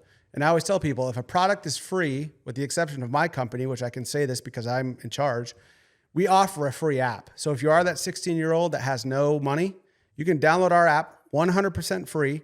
We do not sell your emails. We don't sell your locational data. We don't look in your app and say, oh, he's got a bunch of duck pins. Hey, Bass Pro, even though I like Bass Pro, but hey, Bass Pro, go sell them duck advertisements. Right. And give us $200,000 for these emails. We don't do any of that. Our emails stay local. Now, if I work with you and we're doing a bone collector veteran hunt through the Spartan Forge app, I'll send them an email on your behalf, but I'm not going to ever give them all of their emails. Yeah. But these companies change they sell the they'll make a I've free seen that. buck hunter app, and they'll have 3 million downloads, and then they'll go to another company and say, hey, we've got 3 million guys who are into buck hunting, who play this buck hunter app. You're starting a new startup in the outdoor industry. You give us $500,000 and we'll give you all these emails. And that's in the user acceptance agreement. Now, if people know that that's happening when they download a free app, like they know without any uncertainty, hey, we're selling your data and that's why you're getting this app for free, go ahead and do it. Most people don't know that they're just I was going to say, I bet data, 90%, 95, maybe more, do not know that their data is being harvested and shared and that the coding's done overseas. And those overseas coders in places like China, if you think they're not taking that locational data and the tendencies and the search terms and the places that you're going and the things that you're doing, and they aren't harvesting it for themselves, and the Chinese government's not making these app development companies do that, you're out of your freaking mind. As an intelligence guy, I know 100% they're doing that these foreign entities that are doing these development and this coding are taking those code bases, they're repurposing them, they're reselling them, and they are taking the emails out of there. And they're so if you're think about it this way, a bad situation would be you're a military guy and you're hunting on Quantico, and you've got pins dropped all over Quantico. If you think the Chinese is interested in that data, and they're looking very into your interested in it. pattern of life, and through your email and your banking history, they know that you're a major who's an intelligence guy and you're stationed on Quantico. In human intelligence, we call that placement and access. Mm-hmm. And if you think the Chinese aren't buying that type of data right now, you're out of your freaking mind. They would do it all day. If they're doing it, Yeah. they're doing it to repurpose a ground blind that they can sell on TikTok. They'll definitely do it at something high level. So we don't do any of that. And we would, as long as I'm in charge, we never will. That alone is worth using Spartan Forge. That right there, for the people that talk about made in America, and you think about all these foreign products and different things, and probably the only thing you can come up with in some cases would be, okay, maybe you get a cheap deal, but there's a part of people don't realize you're selling more than just... You don't know the cost. You're selling your soul in some cases. Yeah, you know? And you don't know the cost, and you don't know what's under the hood. And so I'm running an experiment right now, and my experiment is if I'm open, transparent, and upfront with people, and I give that 16-year-old a free app where we could do free property lines. Most people don't know that. The free app has free property lines. So if you're a kid who saw a Waddell video or a Lee Ellis video and you want to go knock on doors, every other app charges you for that data. We don't charge you for any of that. We put that out there because we want the youth interested in hunting. One of our biggest downfalls as a society is across the board, we've made it with all of these practices and all of these ways that we've done it, and we've made our lives better, but we're not passing it on to the next generation. I agree. So if I can get a bunch of 14 to 25-year-olds who don't have the money, don't have $109 a year for an app, if I can get on my app and drop pins and no property lines and know when they're on public or when they're on private, and they can just get around and drop or pins. BLM or whatever it is. To me, it's worth the price of admission. And then once they're 28, 29, and now they want some of the other features, then hopefully they become a paying customer. This is the experiment I'm running. It's made in America. We're Americans and veterans. We prioritize giving back to veterans. Even the North Carolina floods, we donated hundreds of apps to the North Carolina floods, and Y'all did it to Forestry Department. Y'all have done it. Yeah, and we do it with. We just did it with Georgia. We just gave them a bunch of free apps, and 70% off for all of their DNR officers. Like that's amazing. Less than cost to us. But the experiment I'm running is if Americans who are genuinely interested in pushing forward the culture of hunting. Support this app and that we grow, that we will remain transparent. We will give the youth free access to free apps. We will offer prime features for people that have the money to pay for it, and that it's much more than what's being offered out there because it's being built by small teams of Americans in America. I think ultimately people will recognize the value and say, that is a company I can put myself behind. I might fail on this experiment. I don't know. I don't see how you can or will, because one is I have the app and I'm exclusively using it, and I am exploring. I've enjoyed looking through the features. It's amazing. And the importance, what people don't realize about an app like this, and even what you offer for free, is, I grew up in Georgia, so obviously it's a pretty significant, easy to define public and private.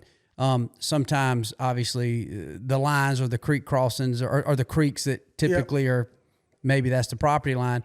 But when you start heading out west, and even, another show that I've been a fan of, or YouTube show, is like the Hunting Public. They do a lot of hunting on public. But when you go out west, it's not clear. It is not clear. And I have been before an app like Spartan Forge, and especially in a case when you ain't got the money to afford it, that property line indicator is so huge because there will not be a fence line. This is private. This could be Indian reservation. This could be BLM. Yep. And there is no significant geographical change Yep. to where you Flat could land. be honestly and ignorant poaching Yep. and trespassing and not know it. So, so for any young man hearing that, download that Spartan Forge app, because for that access to that information alone, even if you don't want to dig into the technology of finding your saddles through UAV and LiDAR and whatever it might be, or even your wind direction or weather patterns, or this Hunt app application that can give you some information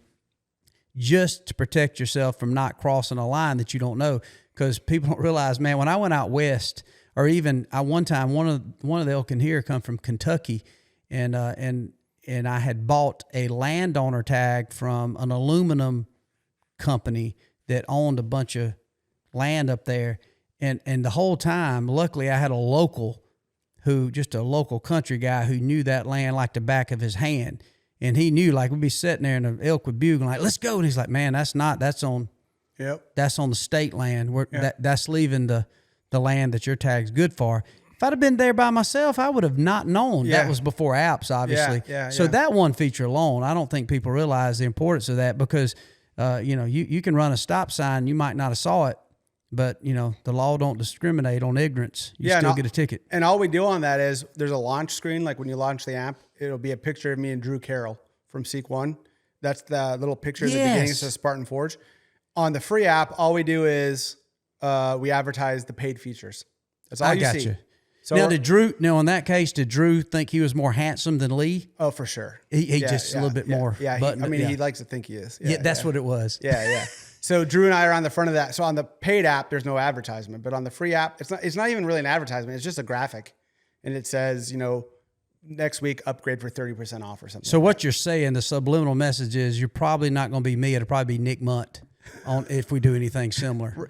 I mean, I'll put you guys on the front if it'll convert more people. It'll convert more than my app. It sounds like, man, you got all covered. All we got to do is figure out how to pay Chuck Schumer and Pelosi, and we got China out of the picture. Yeah. Now we just get these crooked politicians that don't shut us down. We're good. Yeah, or maybe get them out for an elk hunt. Maybe they'll learn a thing or two. Maybe so. Golly, I can't wait, man. I'm excited. And literally, even my 9-year-old, speaking of Waylon, he was looking at it. Man, he was looking at all that stuff. And it's so cool because there's so much information. And I think what blew me away was when you talk about that aerial coverage, or the UAV and the LiDAR, literally, like I was reading the regulations out in New Mexico, and even we hunt the Navajo Indian Reservation, and it's very restrictive. Obviously, you can't fly a drone to spot elk, and there used to be a law, I think it was in some cases 24 hours or 48 hours, and people literally would rent airplanes, not just to see the geography, but to find, say, animals. In this case, this app gives you everything but that live elk standing there, essentially, because and not only right now, but you can go back in history and look at maybe some trees that's matured, maybe some bedding areas gotten thicker, maybe it was in ag, now it's in CRP. Or log cutting operations. Or planted pines here in the South versus now it's clear cut and been replanted. Might give you a different take on the habitat or how to go in it tactically to figure out where to hunt, in a timber change. So I don't know, man. I'm excited about it, and not only excited about the app, man. It's been really a pleasure to sit and talk with you. This is the first time we met, and literally everybody that listened to this met you with me in this case. And I know you've been on a lot of podcasts and you've talked a lot, not just about Spartan Forge, but your time in the military, your time in intelligence. And to me, that's so intriguing. And to put all those together and the parallels between all of that, this merge and the philanthropy y'all doing, and the literally the thousands and thousands of apps that y'all have given out in philanthropy just to help foresters, to help DNR, to help, in this case, the youth to be able to download and look at property lines and to get them outside. And that to me just makes me excited about using the app, just because I know what's behind the company. My biggest joy in working with companies is not just the product, it's the people you get a chance to break bread with, get to know your take on life, and It's amazing. I'm wondering if our parents wasn't somewhere around the same time, we could be cousins or nephews or something. I don't know. We might be kin based on how we see life. But, yeah. But I'm really excited about using the app, and I'm really excited about where all you're going to be able to take it, and more excited about seeing what it's going to do and grow in the hunting culture, because I do think we got to have it. Hate don't grow any culture, but love does. And I think this app shows a lot of love for people that can use it free. And then obviously if you want to pay for a little bit more and get some more features as you get more technical with what you want to know, it's there. And I don't know, man, I'm excited about it. Yeah, I'm excited too. And I will fangirl here for a little bit. We actually met once before, but I don't, whenever I meet guys, I was just starting Spartan Forge, and you were doing a podcast at a trade show. You were just walking up, and I just walked by and I introduced myself. I didn't say anything about Spartan Forge. I had just started. And whenever I meet people, I don't like to like cold pitch or like talk to people or anything like that. I just like, hey man, enjoy your videos. So you're doing a podcast. I think it was NWTF. And I want to say it was maybe like 2019 or 2020 or something. I was just getting started. And I just introduced myself quickly, but I've been a fan of your content for a long time. You're hunting for a long time, and really appreciated what you've done. And that's why, you know, I wanted to work with you, is because the hunting industry, like every other industry, has people that you want to be around and people that you don't want to be around. And I felt like after seeing enough of your videos and listening to your podcasts, and I got about halfway through the one with Tucker, and I knew after I watched that one, I was like, yeah, this guy's one of us. Like, he gets it. And so it's a pleasure for me to be here today, and I just thank you for having me in your home.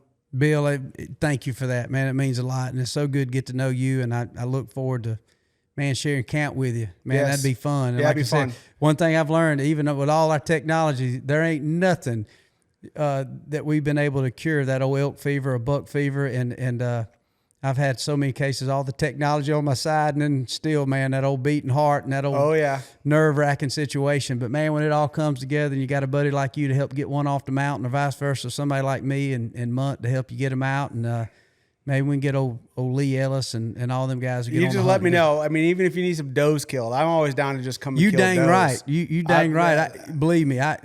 One thing I will say about what I have is, and I can't steal this quote. This is old Jimmy John said this. I asked him one time. He was always generous and allowing us to hunt and do things, and even picked us up a couple times on his plane. And I said, Jimmy, what am I going to do? Buy you a crock pot for Christmas? I mean, how do I prepay you? He said, buddy, let me tell you something. It ain't no fun to eat chocolate cake alone. He said, if you got chocolate cake, you want to see people eat it. And and so I kind of feel the same, man. So I know we'll be sharing hunting camp, and I'll definitely stay in touch, and we'll definitely find us a place we can build a big old campfire and continue our conversation, man. We've been chatting for 2 hours, and I think we could easily go probably another hour, and we ain't even dabbled into some of the things else we could talk about. But I've enjoyed getting to know you, Bill. Thank you so much for coming, buddy. Thank you for having me. You're welcome.